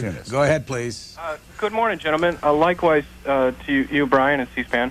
3 quick things, if I could. First, I believe that when the president uses general terms like good and evil to describe our conflicts, he kind of crosses the line between separation of church and state. Secondly, Brian, you asked a week or so ago people about campaign finance reform, and I think it's not as important what people give to the congressman, but more what they give back, retroactive tax breaks. Thirdly, though, my influences are people like Alan Watts and Joseph Campbell, and there's an old Chinese proverb that virtue that strives to be virtue is not virtue. Virtue that's not aware of itself is true virtue. Thanks. Let me ask the two of you some things. There's a big newspaper article on both of you in the New York Observer a couple of weeks ago. The two of you are competing to become the George Orwell of America. Yes. Did you buy off on that? An acutely embarrassing article, I thought. Embarrassing because... It was meant to be flattering, and it was extremely complimentary. By Ron Rosenbaum? By Mr. Rosenbaum, who... well, he opened with a question, which was why were 2 English writers, in his view, producing the best stuff on the consequences of September 11. That's a compliment one could perhaps accept. I mean, I think it would be rather extreme. But to be compared with George Orwell, whose entire life was a sacrifice and a battle and a risk. And so he was a socialist. And certainly was. And he's my gold standard for a leftist writer. But that's exactly why I find the mention embarrassing. I mean, I have never had to take chances or risks or sacrifices in the... What did you think of the article? I agree with Christopher. It was immensely flattering, but Orwell to me was the person I read when I was 12, 13, 14. He is such an icon for me in terms of less his actual substantive politics, which I respect, although disagreed with in some respects, than the honesty and decency of his writing, the sheer clarity of his prose, which is a model for anybody, and the idea that I could be equated with him was immensely flattering, but also, I think, way too flattering. Let me ask you a number of questions. I winced even more at Andrew being compared with him, but I mean, I winced when I was. Yeah, I understand that. If you had to choose a country to live in besides Great Britain and the United States? India. India? Yeah, you would live there? I love India. I've often felt, it's the only place I've ever felt so instantly at home. I mean, it must seem incongruous when you look at me and so, but Andrew? I love India. Sullivan? I would die. I wouldn't live You would anywhere not else. pick anywhere else? No. Delton, Michigan, you're on the air. Thank you, Brian. Thank God for C-SPAN. Good morning, gentlemen. Morning. Morning. I was wondering if we could take a different tack on the vice president being sued by the GAO. And was wondering, the other day on Wednesday, one of your guests was asked the question whether a French book that had come out recently, it was the Bin Laden, The Forbidden Truth, that was asking the question whether we had dealings with the Taliban over oil or importation to that country. And he blew it off as that was old news, and he didn't want to talk about it. But I was just wondering, could that be the gist of some of the information that is wanting to be looked at? Thank you. I don't know, and I don't know about the story that you mentioned. I've heard of it, but I imagine that other people would pursue it if it had real salience. Look, I think, however, that the government should be forthright with who comes into the White House and so on. I do not believe, however, that every government conversation, every detail of every conversation should be divulged to the public. I don't believe in completely transparent government. It's different than open government. Government should be open to inquiry, but transparency would mean there are a certain sphere of freewheeling ideas and thought and opinions that I think our leaders need in a safe environment to be able to talk over things and to think the unthinkable and to say things that if it came out would be politically embarrassing. And I think that kind of freedom for effective government is important, and I'm nervous that if the GAO wins, there'll be no ability for government to have serious confidential discussions in future. You see, that really shows that you do have the soul of a Tory in a funny way. I do. You think these people have a sort of natural right to rule? No, no. Well, I just think that there is a clearly you cannot govern effectively unless you can talk freely amongst yourselves as you must, at some but point. you know very well, you've just been praising the fact that Mr. Bush, as long as he can control the way it's done, can make us aware of his private diary, as long as it can be given to the Washington Post so that they have control over the image presented, whereas what Congressman Waxman is asking, and the GAO is asking, is not for the conversations between the Vice President and his staff or anything like that. They want to know what the input was from people who've since benefited, the people who made campaign donations, and whether they were protected or not. That's a very legitimate question. It's more in the nature of a police inquiry. Can I ask you a question about the diary? Apparently, and I say apparently, I didn't see it, I've read it, that the Bush White House let one of these reporters, Dan Bolts or Bob Woodward, look at his diary around the time of September the 11th. What then happens if someone someday says, we want to subpoena the diary, and they say executive privilege? I mean, what's the difference? Look, the difference is very simple. The difference, this is about privacy, and it's a very important matter. It's being destroyed in our culture. The ability to have any private communications is being destroyed among private citizens as well among public officials. So the president ought to be allowed to show it when he wants to, but then not show it when he doesn't want to. Absolutely. It is his prerogative whether his own private matter should be, I mean, genuinely private matters should be dispersed to the public. Without that, we'd have a camera in his bedroom. I mean, the guy has to have some kind of zone. No one would turn on. No one would watch it. How can you govern a country when everything you say in private can be... The White House may be where he lives. It is not his home. It is not his house. It belongs to the people. It was Mr. Clinton's idea, and particularly Mrs. Clinton's idea, to seek a privacy defense precisely by saying, this is our place, not yours. I don't agree with that. You can't allow I agree with you on that one. Christopher. I mean, clearly. However, you've got to have some sphere in which you can talk freely with people in an unofficial capacity to get advice and thoughts. I think you should divulge exactly who they are, all their contacts, when they came, when they left.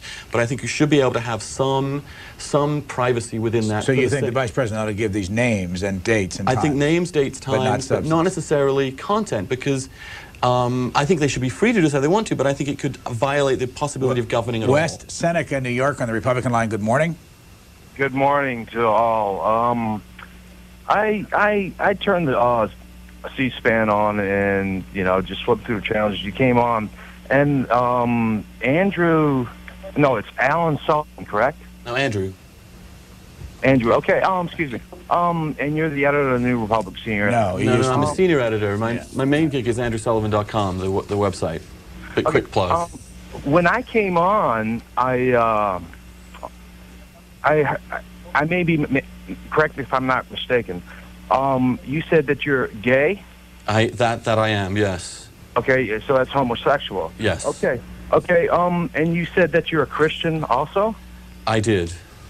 Okay, well, there's a letter that was written to the church that was in Rome a long time ago in the New Testament, and it speaks of, if you don't mind, I'll just quote, it says, the wrath of God is being revealed from heaven against all godlessness and wickedness of men who suppress the truth by their wickedness.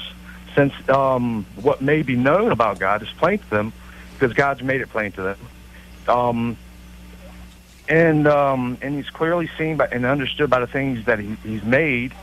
It says right here that, it says, well, although they knew God, they didn't glorify him as God or give him thanks, but their thinking became futile and their foolish heart was darkened. And my point's coming up.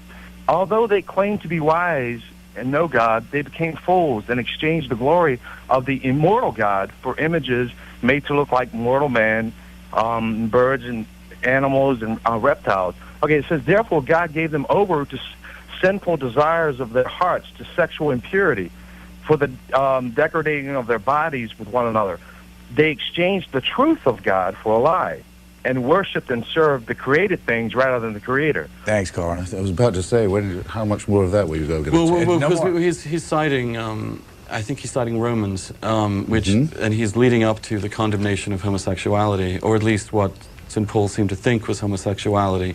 Let me say, I will leave your conscience to you and your God, and maybe you will leave my conscience to me and mine. More broadly speaking, there is enormous numbers of things in the Gospels, and not in the Gospels, but in the Bible and the Old Testament, which are clearly forbidden. For example, all sorts of kosher regulations. Not many Christians contemporarily follow those kosher regulations. In fact, the Bible says that if you are gay, you should be stoned to death. This is a practice that is upheld in many parts of the world. What I would ask of any Christian fundamentalist who believes this book is the work of God. I believe that it's inspired by the Word of God. Well, then I leave you with it. I mean, you've left me. I've lived with it my entire life, Christopher. You're welcome. You just said to this guy, you can have your God and I can have mine. No, I did not. What? Why? Yes, you did. No, I did not. I said your conscience. It's a la carte religion. No, it's not a la carte. The word of God, or it's not, surely. No, Christopher. There are many themes in Christian belief, and only one of them is a fundamentalist one, in which every single word of the Bible is absolutely, literally true.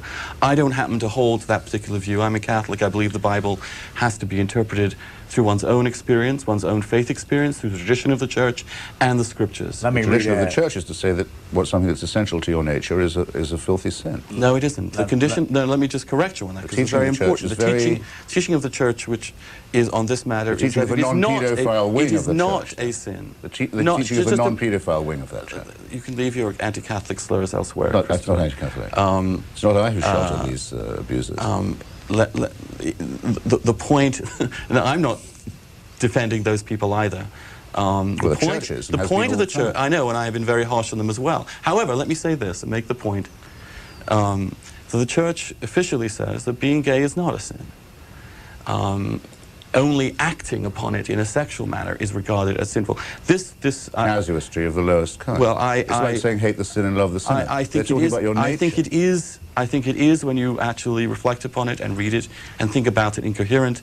My book, Virtually Normal, has the whole chapter dealing with this issue. Let me share with you all some very good book, by the way, man. emails. Thank you, Christopher. From Joyce. Boys, congratulations. You have really two of the lowest of journalists to grace your stage today. Seems easy for you to cater to that thinking so frequently anymore. I just can't gush how wonderful C-SPAN is. Confused. Jay Montgomery says, I'm deeply disappointed in you, Andrew Sullivan and Christopher Hitchens. They are like two peas on the same pod. There's not a dime's worth of difference between the two of them. They are both right-wing extremists. Andrew Sullivan is the worst of the worst, and Hitchens is not far behind. I stopped my subscription of the Nation magazine because of Hitchens. Nice.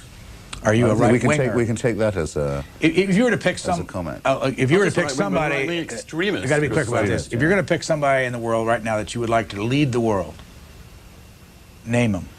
No, I wouldn't. I don't think like that. I'm not a leader worshipper. I'm not a follower, as it were. Okay, but you still. I think people should be citizens and think for themselves and if you were to become a member of a political party in this country, could you name one? No, certainly not. Do you like Ralph Nader?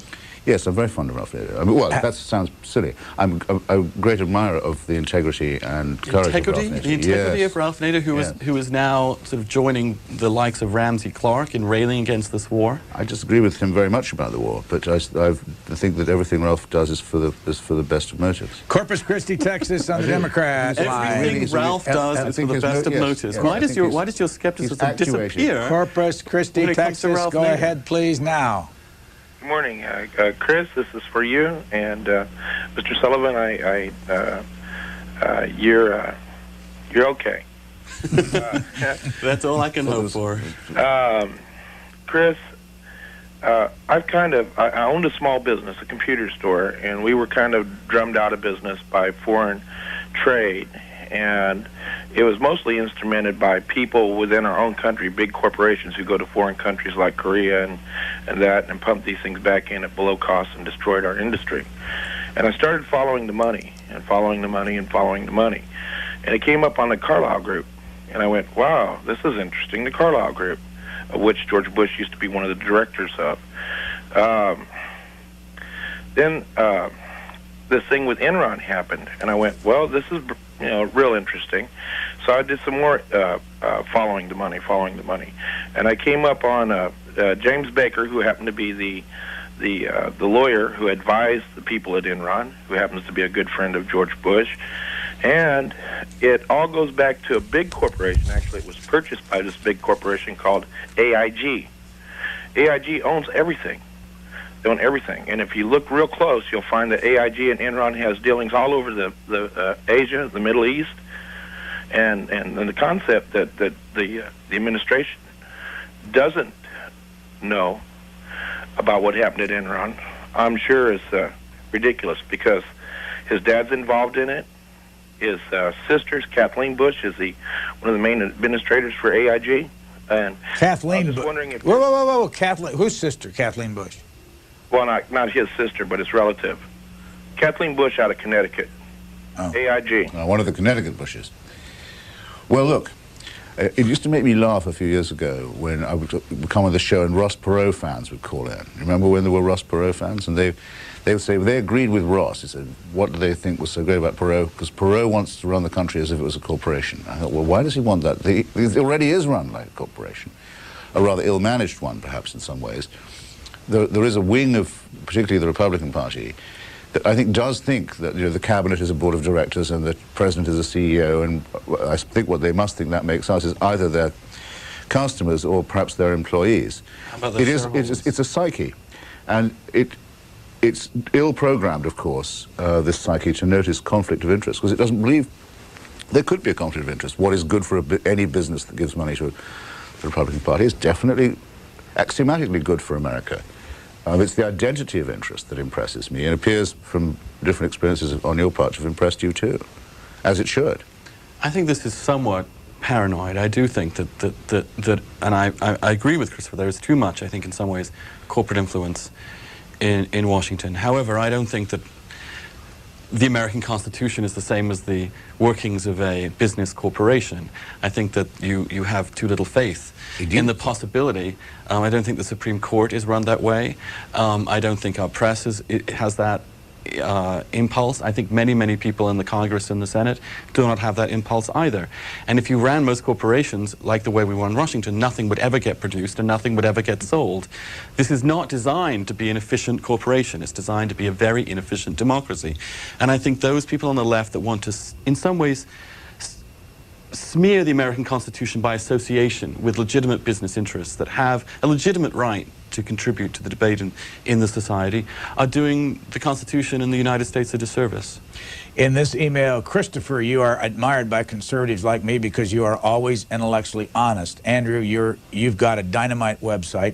To both, who is your #1 favorite political columnist, the one you consider the most intellectually honest? Linda, you're Christopher's biggest fan in Georgia. Who's your favorite columnist? Of the mainstream, I mean, I think William Safire is the one I find Andrew Sullivan? the most readable, I mean, the most literate, and also very often the most imaginative. Mr. Sullivan? You know, it's very funny. I agree with Christopher. I don't think he's had a terribly good war, as it were. I don't think his column's been that brilliant over the war, but I do think Safire is an honest man, reports very well, writes very sharply. I also think that Charles Krauthammer's columns on foreign policy are models of lucidity and conviction. Who's the best on the left? Christopher Hitchens. I'm saying besides the two of you. Oh. Well, if we can't nominate each other, but this isn't supposed to be a love fest. I'm just trying to think who I would say was... Palm Desert, California, Republican, you're on the air. Yes, I just wondered what you thought of the debates. And I thought Al Gore acted like such a buffoon, and I can't believe people voted for him like they did. Maybe that explains the ballot misunderstanding in Florida, but boy, I mean, you know, all 3 debates, he interrupted, lied, walked over and stood by Bush with kind of a dumb look on his face. It was better than any Saturday Night Live thing that we've seen in the last few years. Well, of course, I remember after that first debate, George Stephanopoulos coming on as an unbiased ABC News reporter and saying that Gore clearly won the debate. My jaw hit the floor. I thought Bush won every single debate by a mile, and wrote so at the time, and I thought he'd won the presidency. I think the only reason Gore did so well in the election was because he was running at a time of unparalleled prosperity. He was the incumbent. He should have won by any historical standard by 10 or 15 points. That's what every political scientist predicted in the spring. He didn't, because he was an absolutely execrable candidate. He threw away any convictions he ever had. He did whatever needed to get to power, and I think he deserved to lose, and I hope to God he doesn't run again and put us through all that trauma one more time. The best columnist writing from the left is a guy who isn't in the mainstream so much. Is called Adolph Reed.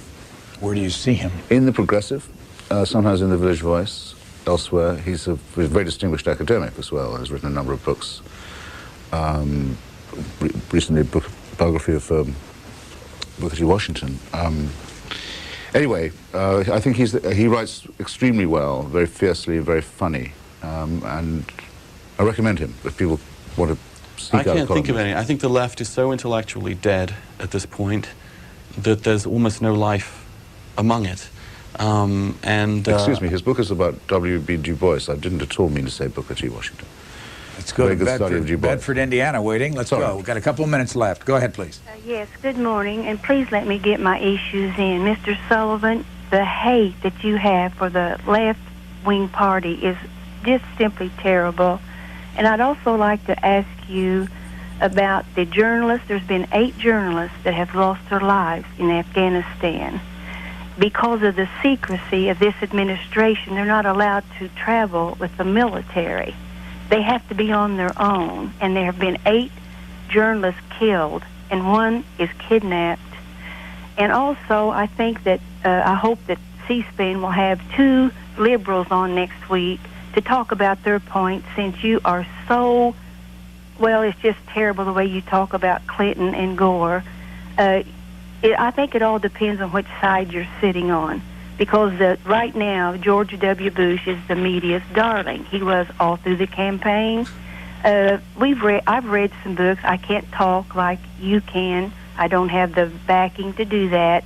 But it's such a shame when you get on and you talk about one president being sleazy, that the left party is dead. You know, we need a balance here. One party can't be right all the time, and it's shameful when you get on and say the things that you do. They sure can't be right all the time, which is why I hope for at some point some intellectual revival on the left that can actually be interesting and dynamic and contribute to a real debate. Unfortunately, I don't see that right now. I think it's exhausted and needs to reinvent itself and rethink itself, and I think many people on the left agree with me. So that's how I would respond to that. I don't think I feel hate in that sense. I feel strong disagreement. And I think we should stop attempting to turn these disagreements, these strong disagreements, into emotional things.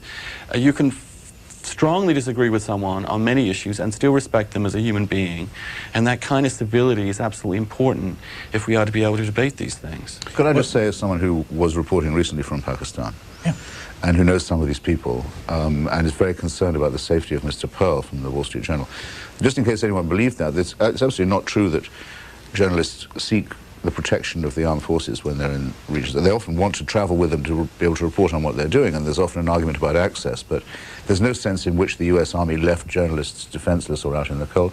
We're not supposed to be agents of the state or wards of the Defense Department. And you go to places like that at your own risk. And all it 8 should of never the be any other journalists way. are foreign journalists?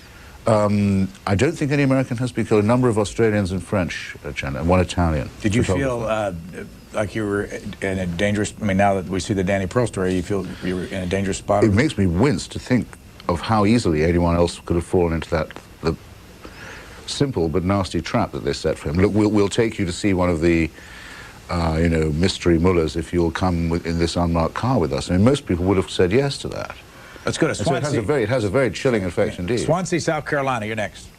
Well, good morning, Complaints Fan. I'd like to say this to Mr. Hitchens. I love it. Maybe he could, if you want to know why the left's receding faster than his hairline, then all you have to do is listen to what he said about religion. He's unwilling for people to live under the tyranny of their own conscience, which is basically what religion is, but he'd be perfectly happy to have us all live under the tyranny of 1,000 or 1,000,000 socialist bureaucrats.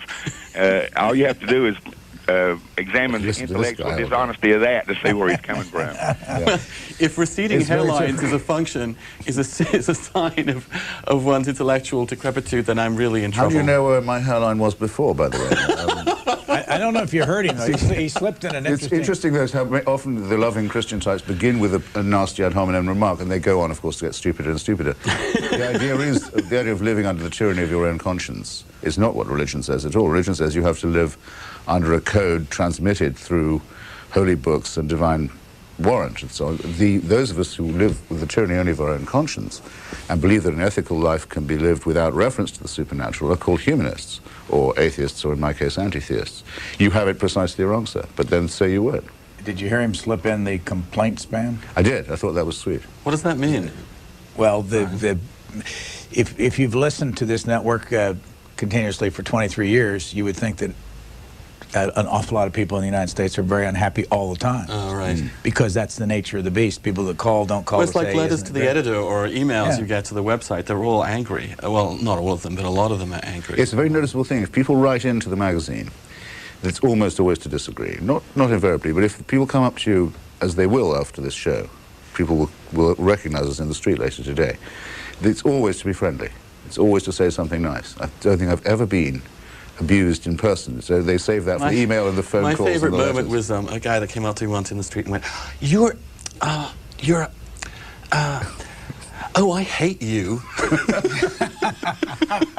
So I get that all the time, but I have a lot of anger at me from the gay community for being conservative and a believer, and then I also have anger from the other side that I'm gay, and one learns to live in some ways a valley of anger all the time, and try and stick to what one thinks, and one can only hope is true to oneself. Well, if one dishes it out, one must be prepared what's to take the strangest absolutely thing that's ever happened to you in a public position like this? Somebody coming up to you. Got me. I'm just trying to think. Got me. I'm just trying to think.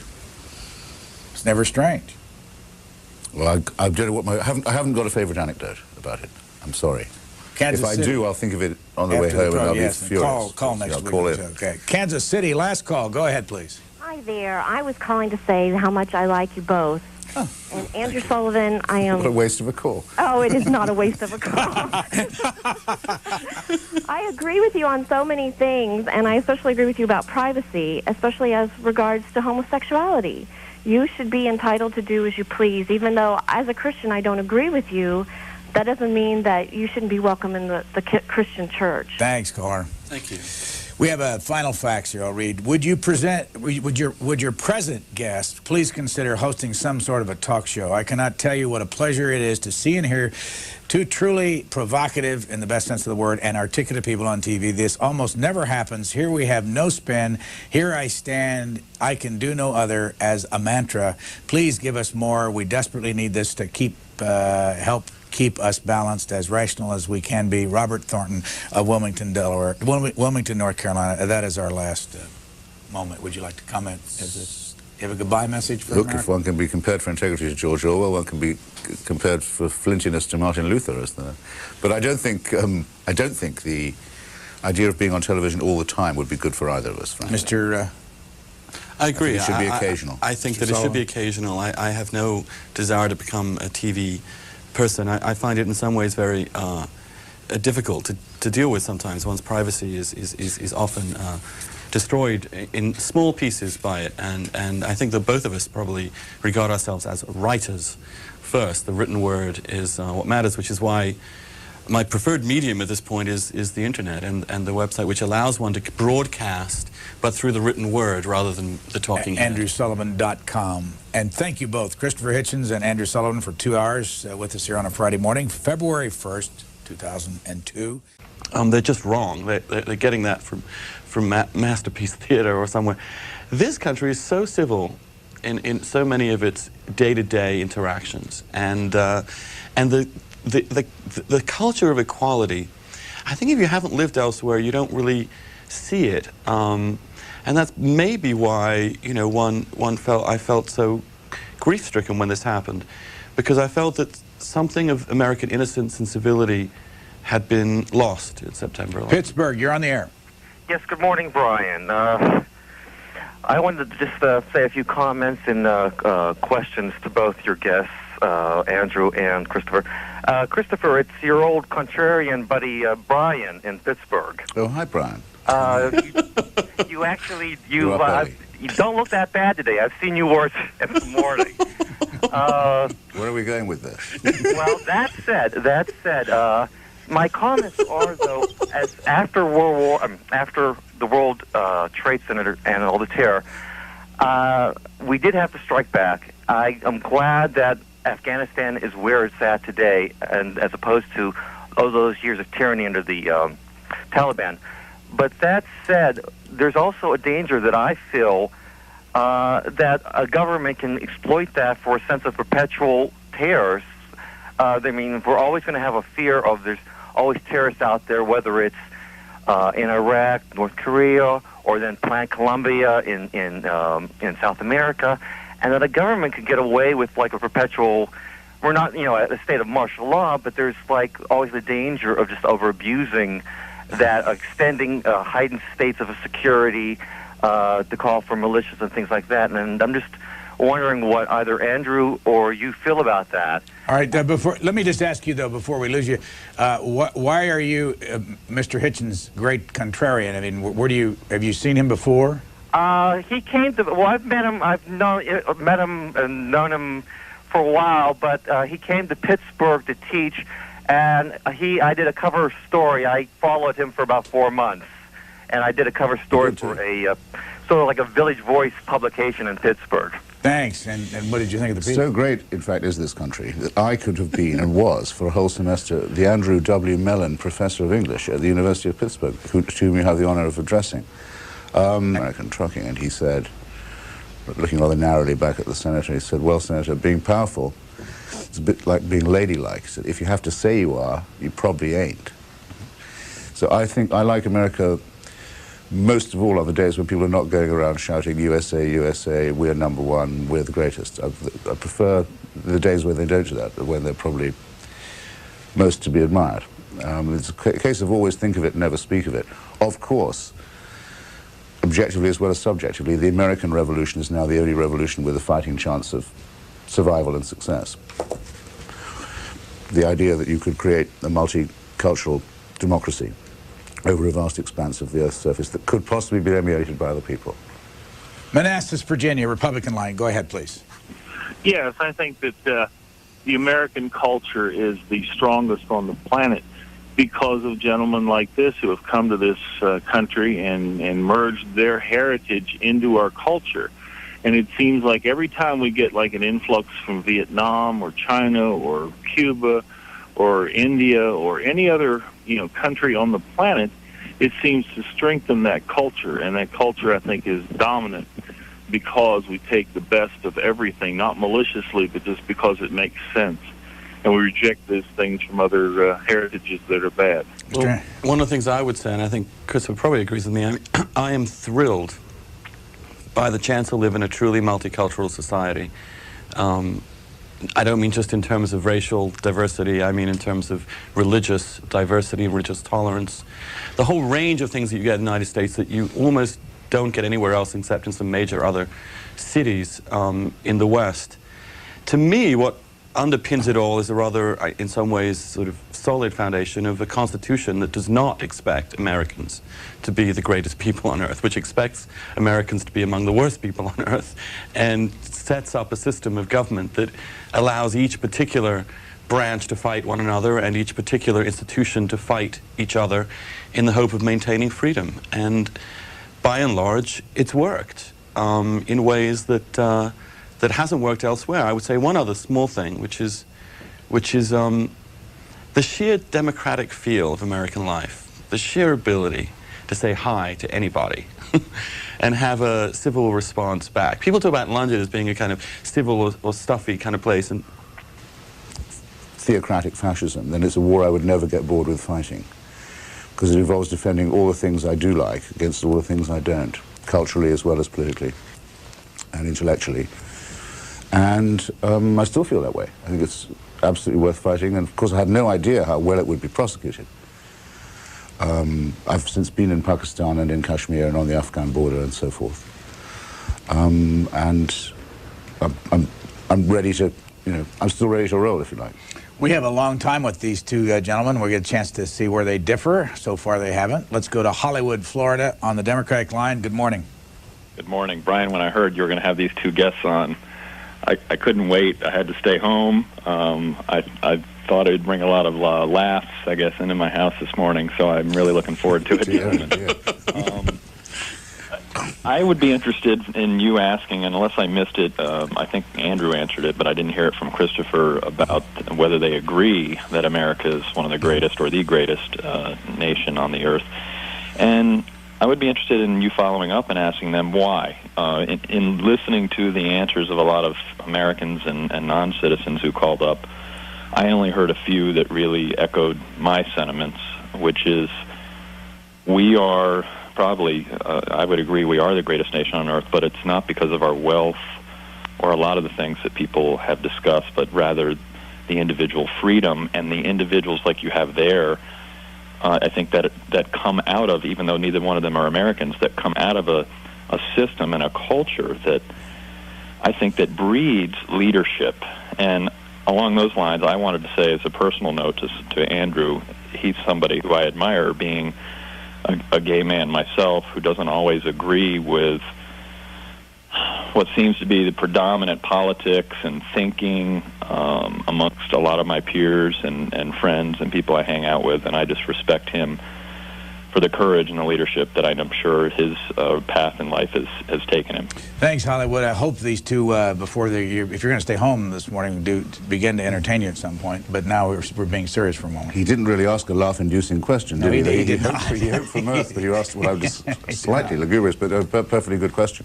Well, there was a Teamsters union official once up on this hill behind us who was asked at the opening of a hearing into his affairs. He said, well, wouldn't you agree that the Teamsters union is a very powerful union in America?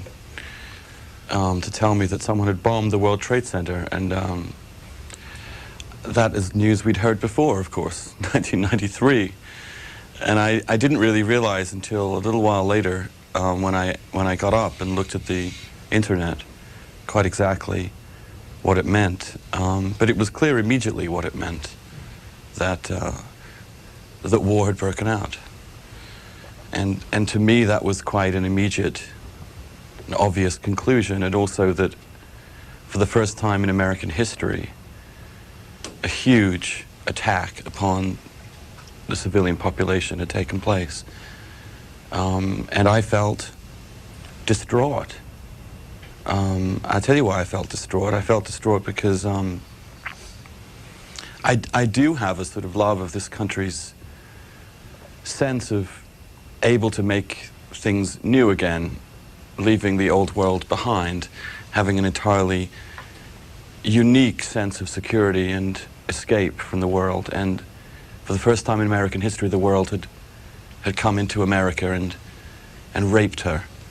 And I was in tears for days. Mr. Hitchens, where were you? I was in Walla Walla, Washington, on the border of Idaho, practically, at Whitman College, giving the Scoop Jackson Memorial Lecture, which, among other things, called for the arrest and trial of Henry Kissinger, which I've written a book about. Scoop Jackson probably rolling over in his grave on that one. No, Scoop Jackson hated Kissinger because Kissinger was soft on Stalinism. Never forget that about Mr. Kissinger, by the way. He's always been groveling to the communists, and was to Brezhnev at the time when Scoop Jackson wanted to get the Jews out of the Soviet Union. In fact, I'm proud to say the Jackson family came to the speech. It's his old college. And I ended by saying that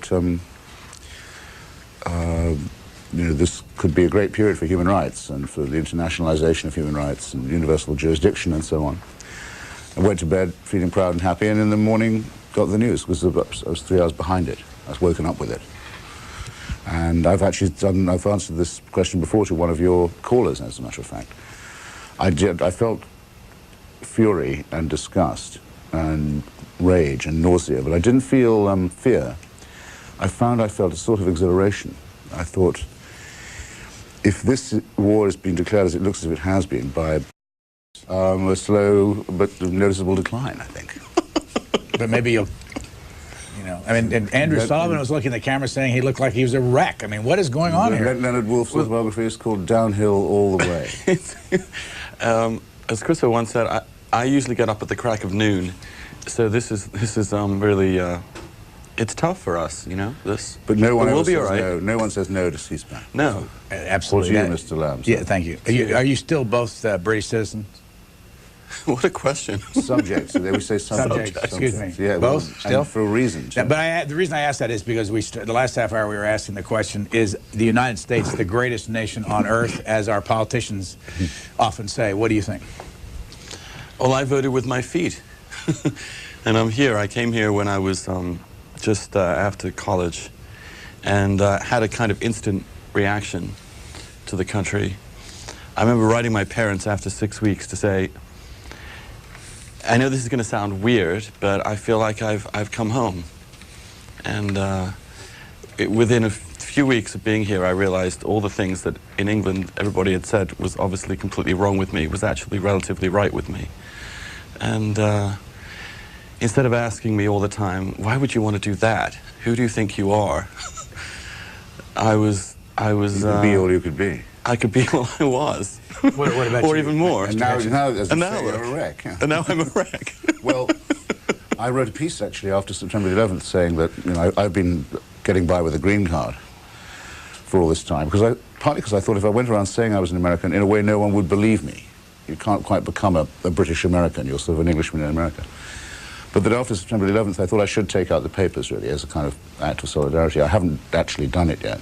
To become a citizen? And also now that, thanks to Attorney General Ashcroft, as a green card holder, I can be arrested without trial and executed in secret and so on. I thought, well, perhaps I should not miss the chance to do that, and I should stay with my fellow immigrants.